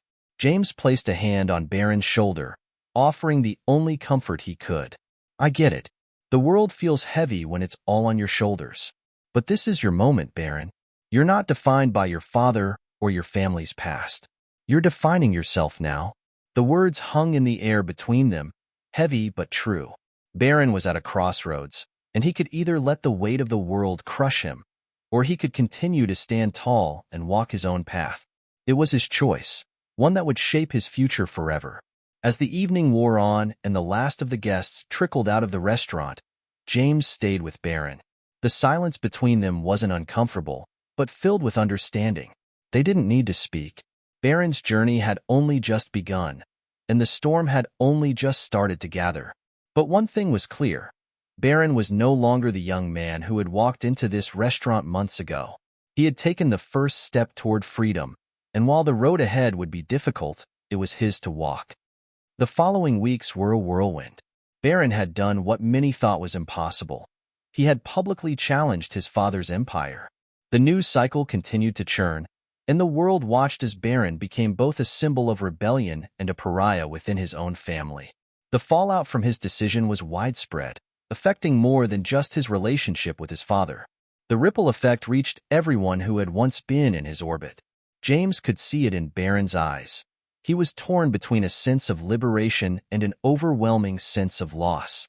As much as Barron had gained by finally breaking free from his father's shadow, he had also lost so much. Friends who had once admired him for his quiet strength now whispered behind his back. Family members, people who had always been there for him, suddenly seemed distant and cautious. It was a lonely time for Barron. The fame and infamy that came with his decision were not as glamorous as they seemed. His social media accounts were flooded with both praise and condemnation, and he couldn't escape the feeling that the world was watching him, waiting for him to fail. One evening, Barron called James, his voice filled with a strange mix of exhaustion and frustration. "Can you meet me? I need to talk," Barron said over the phone. James immediately agreed. He knew Barron had been struggling, and he wanted to be there for him, no matter what. They met at a quiet bar, a place that had once been their refuge, away from the chaos of the world. Barron sat at the bar, his shoulders hunched, as if the weight of everything had finally taken its toll. His usual calm demeanor was gone, replaced by an edge of anxiety and anger that James had rarely seen. "I don't know if I can keep doing this," Barron confessed as James sat down beside him. "Everywhere I go, it feels like I'm walking into a war zone. My father won't even acknowledge me. The people I thought were my friends are turning their backs. My whole life is falling apart."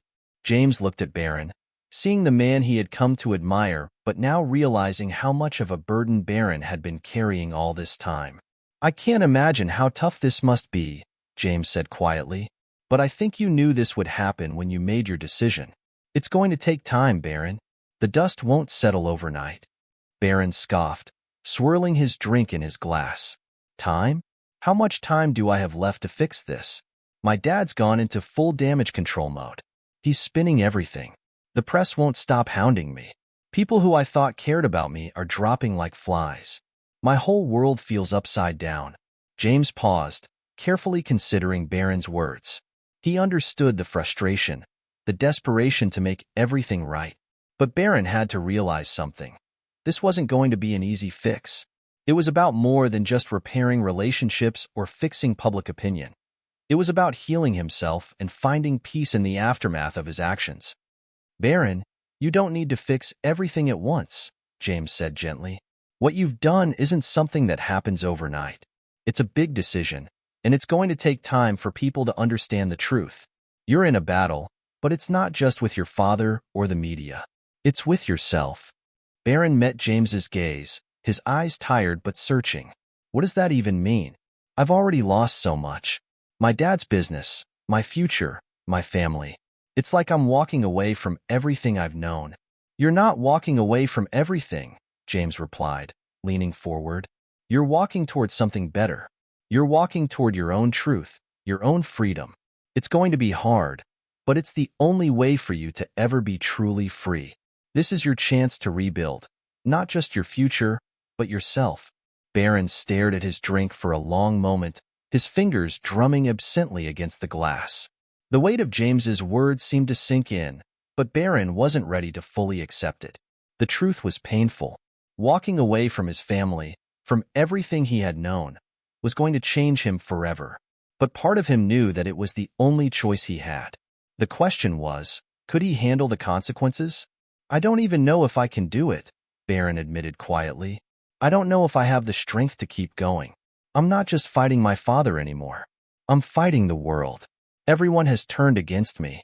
James placed a hand on Barron's shoulder, his voice firm but full of warmth. You don't have to fight alone. You've got people who care about you.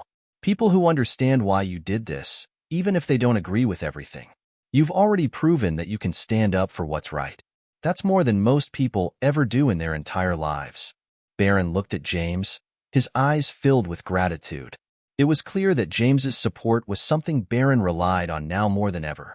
But even as Barron acknowledged the kindness in his friend's words, the battle he faced, both with his family and himself, was far from over. James knew this wasn't just about fighting for justice anymore. Barron wasn't just exposing his father's corruption. He was exposing his own vulnerabilities. The cracks in Barron's armor had become painfully visible, but that was also where his true strength lay. To move forward, Barron had to confront not just the legacy of his family, but the man he had been, and the man he wanted to become. The next day, Barron took a step back from the constant media storm.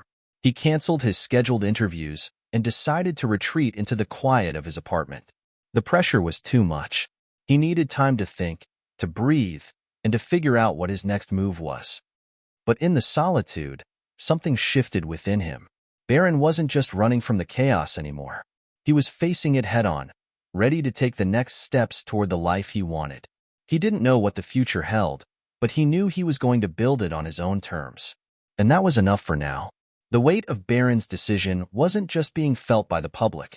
It was reaching deep into the heart of his family.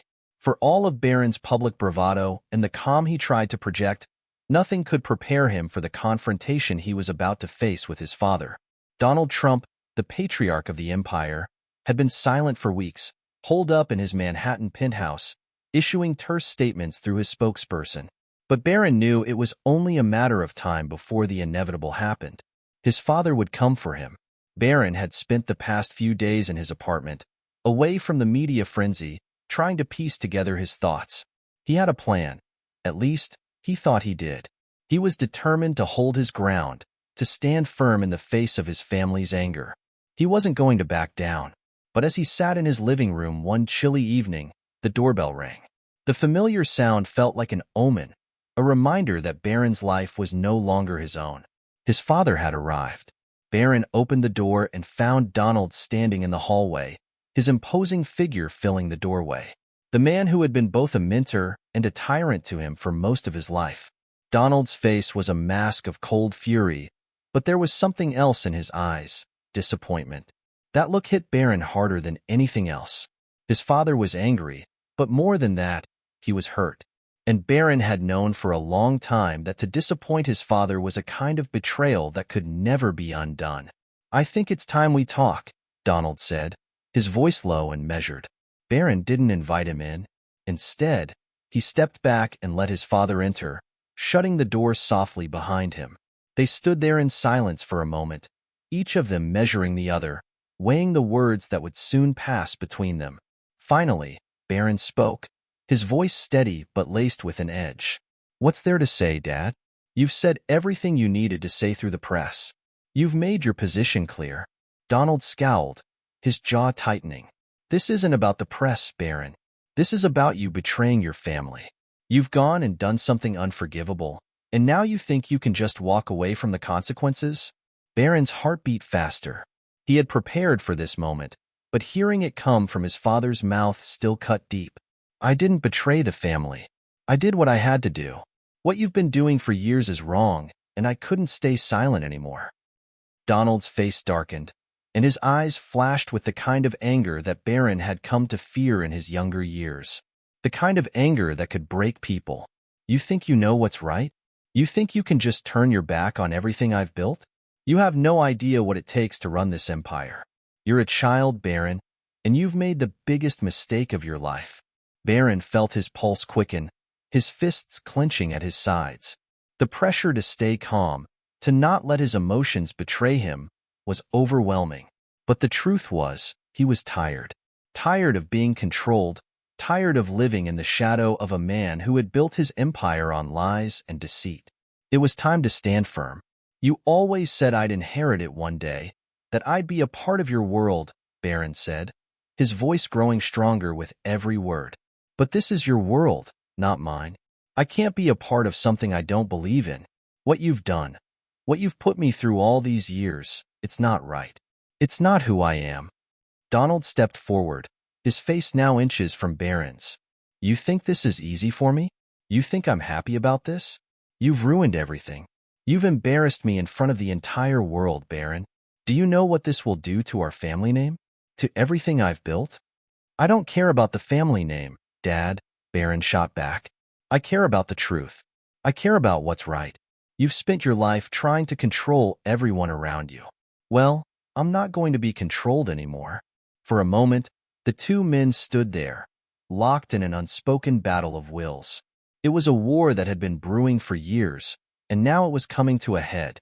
Donald's face was red with anger, but Barron's resolve was stronger than ever. "You've lost everything, Barron," Donald said quietly, his voice cold now. "You've chosen to walk away from your family, from everything I've given you. You'll regret this." Barron's heart hurt, but he didn't flinch. "Maybe I will, but I can't live a lie anymore. I have to do what's right for me. And maybe one day, you'll understand that." Donald didn't say another word.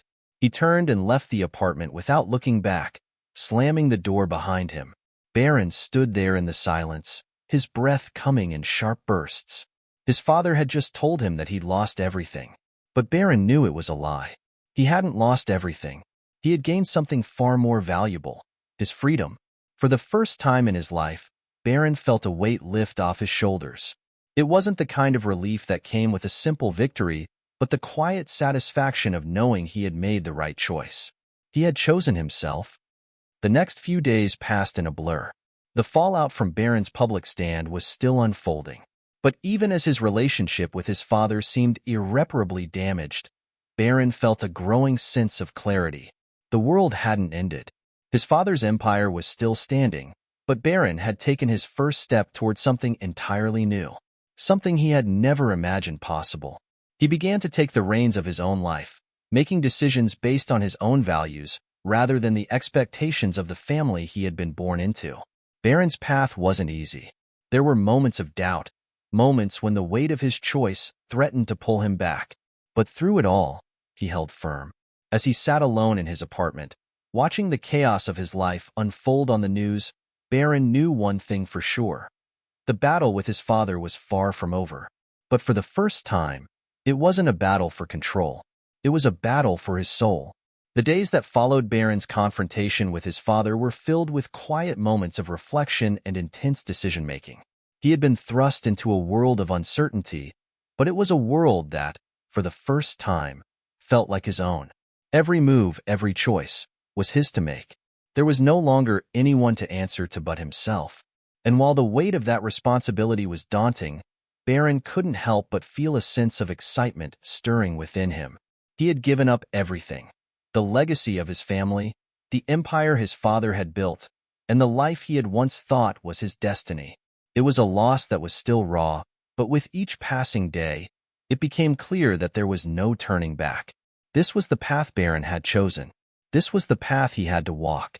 Barron knew that to rebuild his life, he couldn't simply retreat into the shadows of his former self.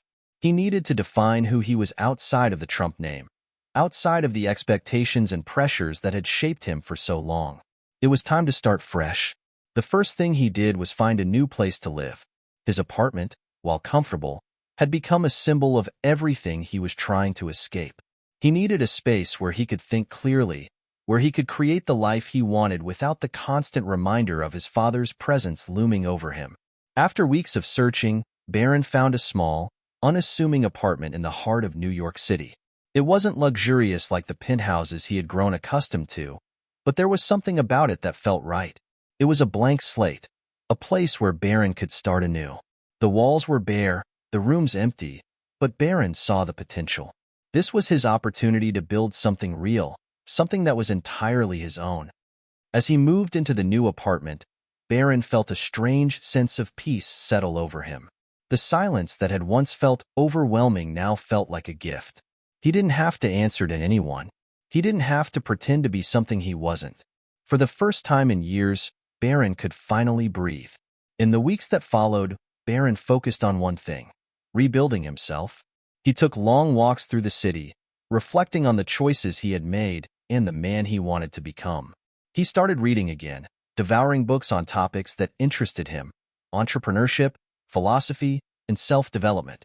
He reached out to people who had once been friends, people who had seen him for who he truly was, not just as the son of a famous billionaire. Barron's first few attempts to reconnect were met with mixed results. Some people, like James, welcomed him back with open arms. They saw the pain in his eyes, but also the courage in his heart. But others, especially those who had been part of his father's inner circle, were more skeptical. They saw Barron's actions as a betrayal. They weren't ready to forgive him, or perhaps they weren't ready to see him as anything other than the son of Donald Trump. But Barron wasn't focused on pleasing them anymore. He didn't need their approval.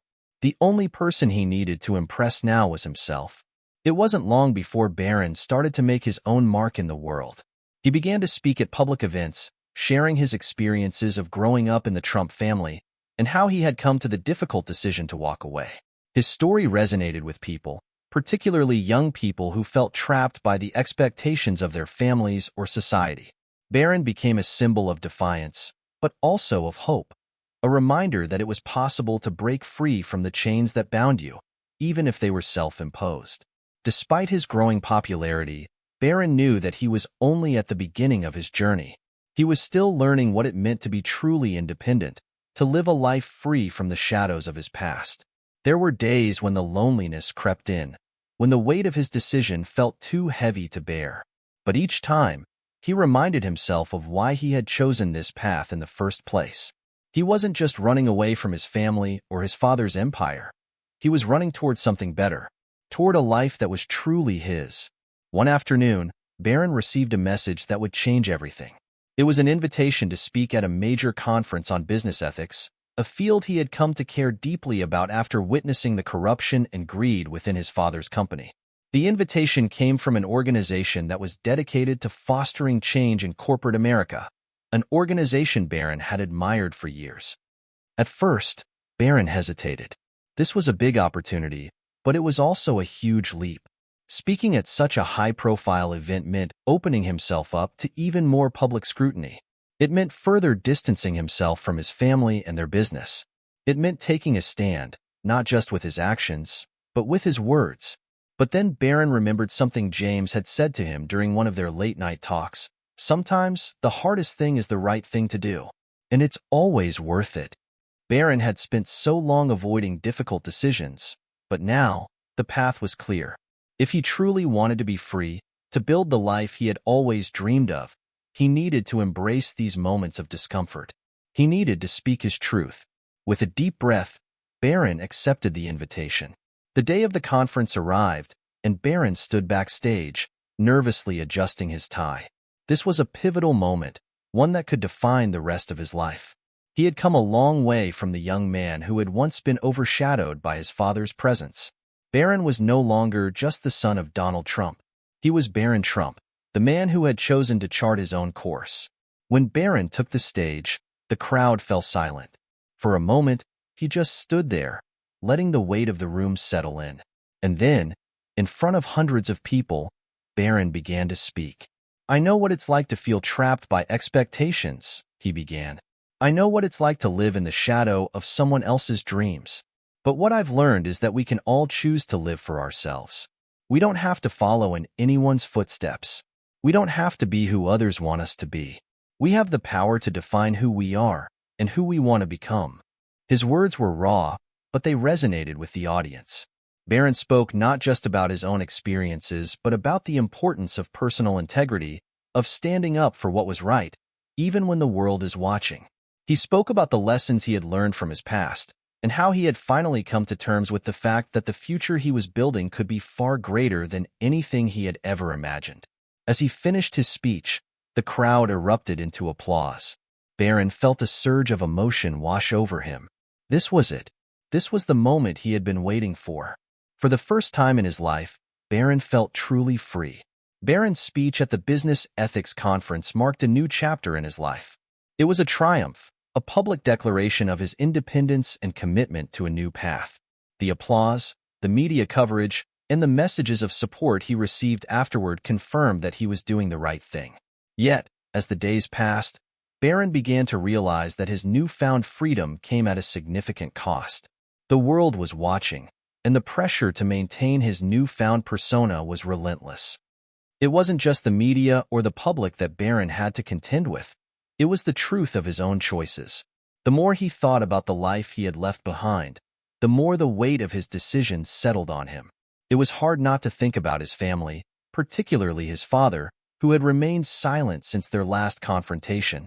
Barron had expected a battle, had prepared for the fallout of walking away from the empire his father had built. But the silence from his father's camp was deafening. He couldn't help but wonder if his father had truly given up on him, if Donald had written him off as another lost cause, a disappointment to the family name. The idea that he had lost his father, not just as a figure of authority but as a parent, was a bitter pill to swallow. Barron had tried to convince himself that he was better off without his father's influence, but the reality of estrangement hit harder than he had anticipated. And then there were the whispers. In the days following his speech, Barron had received more than a few messages from people close to his father's business. The people who had once surrounded him, the people who had smiled in his face, were now making subtle remarks about how Barron had betrayed the Trump name. They criticized him for turning his back on his inheritance and for publicly shaming the family. The weight of those accusations stung in a way Barron hadn't anticipated. Even though he had walked away from that life, the echoes of it were following him, threatening to pull him back into the world he had rejected. But Barron was determined to stay the course. He knew that his life, his choices, would continue to be scrutinized. He couldn't undo the decisions he had made, but he could continue to move forward. He could still rebuild himself. It was during one of these late nights of contemplation that Barron received an unexpected phone call. The number wasn't one he recognized, and the area code was unfamiliar. At first, he considered letting it go to voicemail, but something told him to answer. "Hello?" Barron's voice was cautious. "Barron," a familiar voice said on the other end, a voice that he hadn't heard in what felt like a lifetime. It was his father's voice. Barron's stomach churned. He hadn't expected this call, not after the confrontation they'd had weeks earlier. His mind raced as he struggled to find the right words to respond. "I'm listening," Barron said, trying to keep his emotions in check. There was a brief pause on the other end of the line, and Barron could hear his father's heavy breathing. "I've been thinking about what you said." Donald's voice was rough, almost hesitant. "And I need to talk to you." Barron's heart skipped a beat. For the first time in weeks, he felt a flicker of hope. "What do you mean?" Barron asked, his voice softer now, tentative. "I'm not proud of everything I've done." "You're right about a lot of things," Donald continued, his tone shifting slightly. "But you're also my son, and I don't want to lose you. I don't care what the world thinks.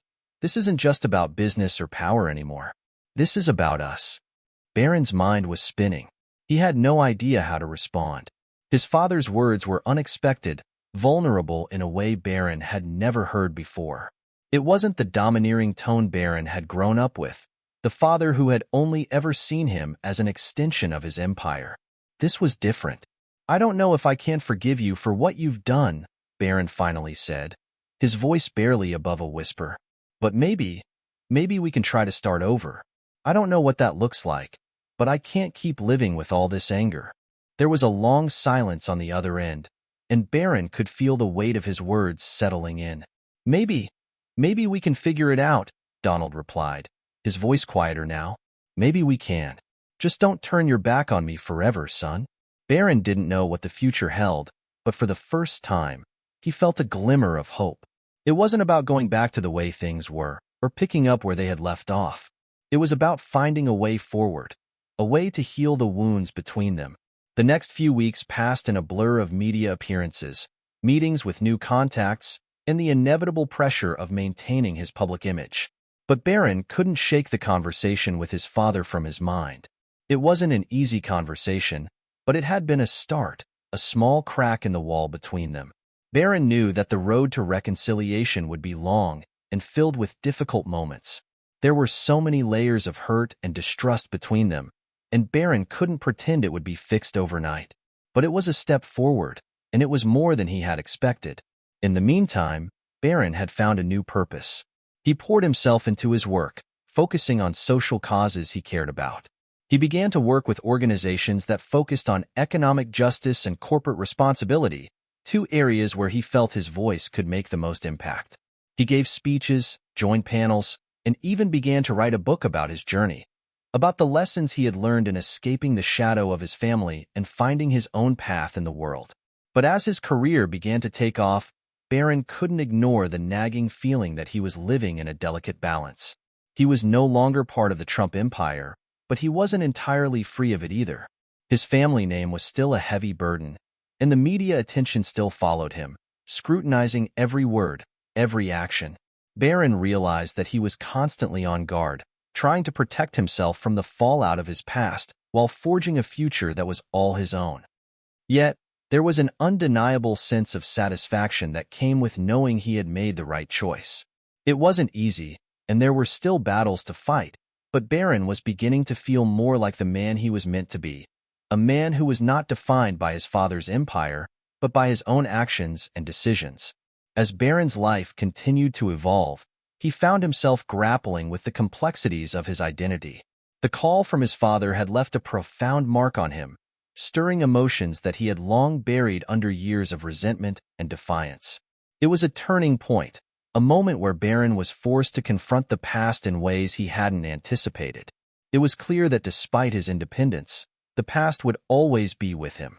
He couldn't simply erase the years of living in the shadow of his family, nor could he forget the damage that had been done. But Barron knew that if he wanted to move forward, if he wanted to build the life he had been craving, he would have to face those ties head-on. The process of facing his past began in small, quiet moments. One morning, as Barron stood by the window of his apartment overlooking the city, he found himself reflecting on his childhood. He thought about the lavish parties, the constant media presence, and the expectations that had followed him every day of his life. He remembered the feeling of never quite measuring up, of constantly striving to prove himself worthy of his family's name. But it wasn't just the pressure of being a Trump that had shaped him. It was the constant emotional distance from his father. Donald Trump had never been an easy man to please. As a child, Barron had yearned for his approval, but it always felt like there was a wall between them. No matter what he did, it was never enough. Now, as an adult, Barron understood that it wasn't just his father's expectations that had shaped him. It was the absence of emotional connection. Donald's love had always been conditional, tied to success, to image, to power. Barron had spent years trying to escape from that, from the belief that he would never be enough. But now, with his father reaching out, Barron was realizing that he couldn't escape his past. It was part of him, and it always would be. That afternoon, Barron decided to take the first step. He called his mother, Melania. They had always shared a special bond, one that had been a source of comfort during his childhood. Although they had both been part of the Trump household, Melania had often been a calm presence in the chaos of the family dynamic. She was supportive, kind, and understanding, a stark contrast to the dominant force that was Donald. "Mom, I think it's time," Barron said softly when she answered the phone. "Time for what?" Melania's voice was warm, concerned. "I think it's time to talk to Dad. I need to find a way to understand what happened, to understand why things turned out the way they did. I can't keep living like this. I can't keep running from the past." There was a long pause, and Barron could hear his mother breathing softly on the other end of the line. Finally, she spoke, her voice filled with emotion. "Barron, I know you've carried so much pain for so long, but your father, he's a complicated man, and he has his own struggles, his own battles that he's never shared with anyone. I don't know if he's capable of showing the love you need, but I do believe that he cares for you in his own way. You have to decide what you need from him now, what you're willing to accept, and what you're ready to let go of." Barron took in his mother's words. He had always known that his father was difficult to understand, that he often hid behind a facade of power and control. But the idea that Donald might not be capable of offering the kind of love Barron needed was a hard pill to swallow. Was that something Barron could accept? Could he reconcile his father's flaws with his own need for connection? "I'll try," Barron said finally, feeling the weight of his decision. "But I don't know what's going to happen. I can't keep pretending that everything is fine when it's not." Melania's voice softened. "That's all anyone can do. Just take it one step at a time." The next day, Barron sent a message to his father, telling him that he was ready to meet. He didn't know what the conversation would hold, but he knew it was time. Barron couldn't keep running from the family that had shaped him, no matter how much he had tried to escape. He needed closure. He needed to find a way to heal. They agreed to meet at one of the quieter, less publicized properties Donald owned, a private estate far from the media frenzy that often surrounded their lives. It was a place where Barron had spent time as a child, but even now, the memories of those days were tinged with both comfort and unease. When Barron arrived at the estate, he was struck by how different it looked now. The lavish decorations and grandiose spaces seemed to fade into the background, as if the house itself had grown tired of trying to live up to the expectations that had once been placed on it. Barron felt the weight of his decision as he walked toward the front door, his thoughts racing. What would his father say? How would he react to Barron's willingness to talk? Donald was waiting for him in the living room. The sight of his father, older now but still commanding, made Barron feel like a child again. Small, insignificant in the face of this larger-than-life figure. But Barron forced himself to stand tall, to remind himself that he had a voice, too. "Dad," Barron said, his voice steady but low. Donald didn't immediately respond, instead giving Barron a long, evaluating look. For a moment, neither of them spoke. It was as if they were both testing the waters, unsure of how to begin. Finally, Donald cleared his throat. "You look good," he said gruffly, as if the words didn't quite come easily. "I've been watching you. You're doing well out there. I didn't expect you to make it this far without falling apart. I thought you'd come crawling back." Barron clenched his jaw, fighting the urge to be defensive. He had heard those words before, his father's tough exterior, designed to provoke. But this time, Barron wasn't going to rise to the bait. "I'm not here to fight, Dad," Barron said quietly. "I'm here because I want to understand. I need to know why things turned out the way they did. And I need to figure out if there's a way forward for us. Because I can't keep living in this space of anger and confusion." For the first time, Donald's expression softened. He sighed heavily, running a hand through his hair. "I didn't know how to be a father to you," Donald admitted, his voice quieter than usual. I didn't know how to be a father to anyone. I've spent my whole life trying to build an empire, trying to keep things perfect, and I pushed everyone away in the process. But you're my son, and I don't want to lose you." Barron felt a lump form in his throat. It wasn't the apology he had expected, but it was something, a step, however small, towards something better. "I'm not asking you to change, Dad," Barron said, his voice thick with emotion. "But I need you to know that I'm not the same person I was. I'm not going to fit into your world just because you want me to. I'm making my own way." Donald nodded, his gaze distant. "I get that. I'm not asking you to be something you're not, but I'm willing to try, if you are." Barron wasn't sure what the future would hold for their relationship, but for the first time in a long time, he felt like they were standing on the same ground. The conversation with his father was unlike anything Barron had ever experienced. For years, Donald had been a larger-than-life figure in his mind, someone he could never truly reach. The distance between them had always felt insurmountable. But in that quiet living room, with the weight of their years of silence hanging heavily in the air, Barron felt something shift. There was no magic reconciliation, no easy answers, but there was something deeper, a flicker of understanding, of possibility. As the days passed after their conversation, Barron found himself in a state of reflection. He thought a lot about what his father had said, about the admission of failure in being a father, about the fragile bridge they had just begun to build. It was hard for Barron to admit, even to himself, but he was starting to believe that healing his relationship with his father might be possible. It wouldn't happen overnight, and it wouldn't be easy, but it could happen.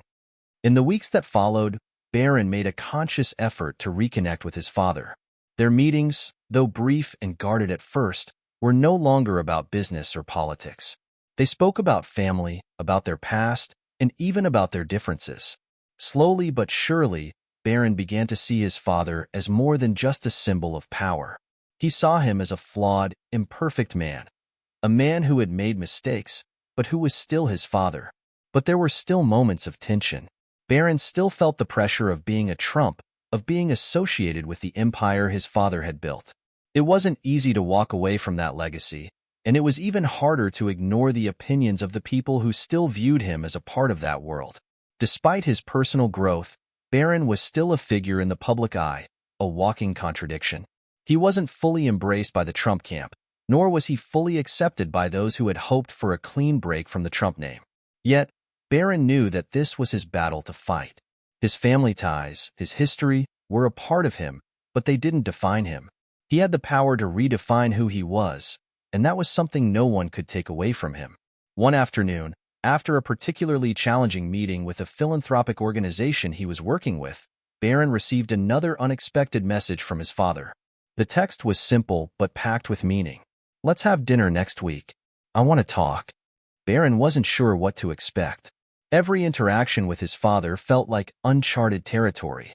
Still, he agreed, choosing to approach it with an open mind. The conversation that had started so tentatively seemed to be gaining momentum, and Barron wasn't ready to stop it now. The dinner took place at one of Donald's more private properties, a restaurant tucked away in the quieter side of Manhattan. This time, Barron walked in with a sense of anticipation, but also caution. He was no longer the young man searching for approval. He was an adult, still figuring out his place in the world, but with a growing sense of confidence. When he arrived, his father was already seated at a secluded table in the corner, his back straight as always. But there was something different in the way he greeted Barron. His eyes weren't hard, nor was his posture as commanding as usual. Instead, there was a quiet acknowledgement, almost as if he was conceding something. Barron took his seat across from him, scanning his father's face for any sign of what this conversation would bring. "I've been thinking a lot, Barron," Donald began, his voice softer than usual. "I've done a lot of things in my life, but there's one thing I know, and that's how to make things work. Not just in business, but in life. I didn't make things work with you, and I know I've hurt you. I've seen you out there, doing your own thing, and I respect that. But I also know it's time to make things right." Barron felt the sincerity in his father's words, though it was still hard to fully trust the man who had so often disappointed him. "What do you mean, Dad?" Donald leaned forward, looking at Barron with an intensity Barron hadn't seen before. I can't change the past.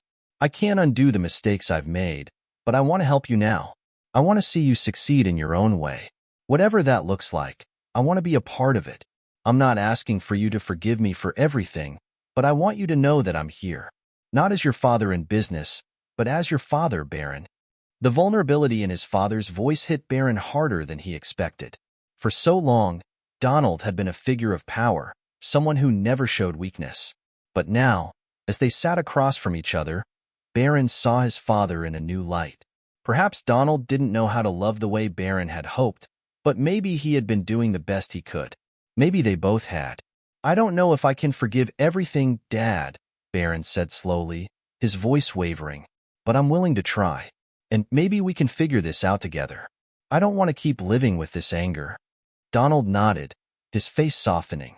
I'm not asking for forgiveness, Barron. I'm just asking for a chance. A chance to be something more than the man I was. A chance to be your father, the way you need me to be. For the first time, Barron felt a weight lifting from his chest. There were still so many unknowns in their relationship, so many hurdles to overcome, but this dinner was the first step toward healing. And as they continued to talk about family, about the future, and even about their dreams, Barron realized that this was not just a chance for him to heal his relationship with his father. It was a chance for them both to break the cycle of hurt that had defined their lives for so long. Barron left the dinner that night with a sense of peace he hadn't felt in years. It wasn't an instant fix. The road ahead was still uncertain, and Barron knew that he had a long way to go in terms of rebuilding trust. But for the first time in a long time, he felt like he was on the right path, not just with his father, but with himself. He was no longer the young man who sought approval from his father's empire. He had built his own life, his own legacy. And as he looked ahead, Barron realized that this was just the beginning. The ties that had once bound him in anger and resentment were now the ties that could lead him toward healing and understanding. The future was uncertain, but for Barron, it was his to shape. The weeks that followed Barron's dinner with his father felt like a turning point in his life. The conversations they had shared, tentative and vulnerable as they were, had planted the seeds for something new. Though Barron had always found it hard to believe that true change was possible, something about the rawness of those moments made him reconsider. For the first time in years, Barron felt like the walls that had once separated him from his father were starting to crumble. But Barron knew that healing was not an instant fix. It was a process. Both he and Donald had a lot of ground to cover, and rebuilding trust was never going to be a quick or easy task. However, for Barron, the most important thing was that they were finally engaging in honest conversations, not about business or status, but about who they were as father and son.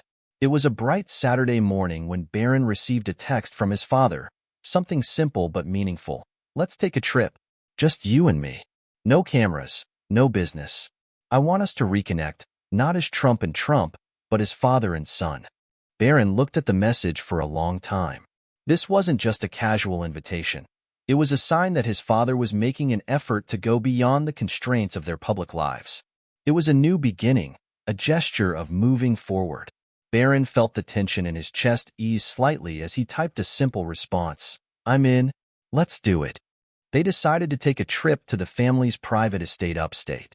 It wasn't far from the bustle of New York City, but it was secluded enough to allow them the space to be themselves, away from the pressures of their usual life.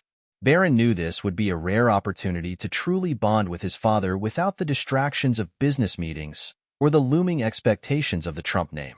When Barron arrived at the estate, the air was crisp and fresh, a stark contrast to the smog and chaos of the city.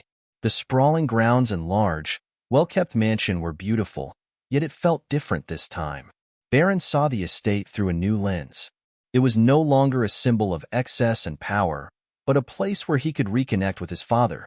There were no cameras, no staff hovering in the background, no reporters peeking through the trees. It was just them, a father and son trying to figure out who they were beyond their public personas. Donald greeted Barron at the door with a simple handshake, and this time, there were no formalities or heavy expectations. It was just the two of them, standing on the porch of the house, with nothing but open space in front of them. Let's take a walk, Donald suggested. I've been thinking about a lot of things lately. Sometimes, it's easier to think when you're not sitting at a desk or a table. Barron nodded, eager for the opportunity to speak freely. They began to walk through the wooded paths, the leaves crunching beneath their feet. The sounds of the city seemed to disappear the further they walked into the trees, and for once, Barron felt at ease. They didn't have to talk about anything heavy, just walking together felt like a step forward. After a few moments of quiet, Donald finally spoke. I know I haven't been the father you needed me to be. I've always thought that my way was the best way, but I see now that I was wrong. You've done things your way, and I respect that. I've been watching you, Barron. I see the man you've become. I see strength in you that I didn't even know was there. Barron was surprised by his father's words, but instead of feeling overwhelmed, he felt something lighter in his chest. It was the first time Donald had ever directly acknowledged Barron's strength, and it meant more than Barron expected. I don't want to be like you, Dad, Barron said, his voice steady but filled with emotion. But I'm learning from you in my own way. I'm learning that it's okay to fail. It's okay to make mistakes. I just want to be true to myself now. Donald looked at Barron, his expression unreadable for a moment. I get that. I've made plenty of mistakes, but I'm glad you're finding your own way. And if you ever need help, anything at all, don't hesitate to ask. Barron smiled softly, his heart feeling lighter than it had in years. For the first time in a long time, he didn't feel like he was fighting against his father's legacy. Instead, he felt like he was beginning to carve out his own path, one where he could still be a part of his family, but without carrying the weight of their expectations on his shoulders. As the weekend continued, Barron and Donald shared more moments like that, quiet talks, walks in the woods, and evenings spent together without any agenda. There was no rush to fix everything. They didn't have to solve all their problems in one weekend. But just being together, opening up to each other, and acknowledging their past mistakes was enough for Barron to realize that this was the start of something new. By the time Barron returned to his apartment in the city, he felt a sense of peace that he hadn't experienced in years. He had reconciled with his father, but more importantly, he had reconciled with himself. Barron no longer saw himself as just Donald Trump's son. He had become a man in his own right, someone capable of defining his future on his own terms. He knew there was still much work to be done. His relationship with his father would continue to evolve, as would his place in the world. But Barron was ready for whatever came next. He was no longer held back by the expectations of others, nor was he chained to his past. His future was his own to create, and he would build it on the foundation of his own values. Epilogue: The road ahead. Barron Trump's story wasn't one of instant success or perfect closure. It was a story of growth, self-discovery, and the complicated process of healing. It was a journey through conflict, resilience, and finally, reconciliation. His relationship with his father, though not perfect, had evolved from one of bitterness and distance to one of mutual respect and understanding. Barron had learned that family, while imperfect, could be a source of support, not just conflict. But more importantly, Barron had learned that he was his own person, capable of defining his path, building his legacy, and becoming the man he always wanted to be. The road ahead was unknown, but for Barron, it was full of possibility.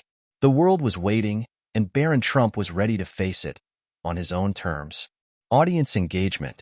Barron's journey has come full circle.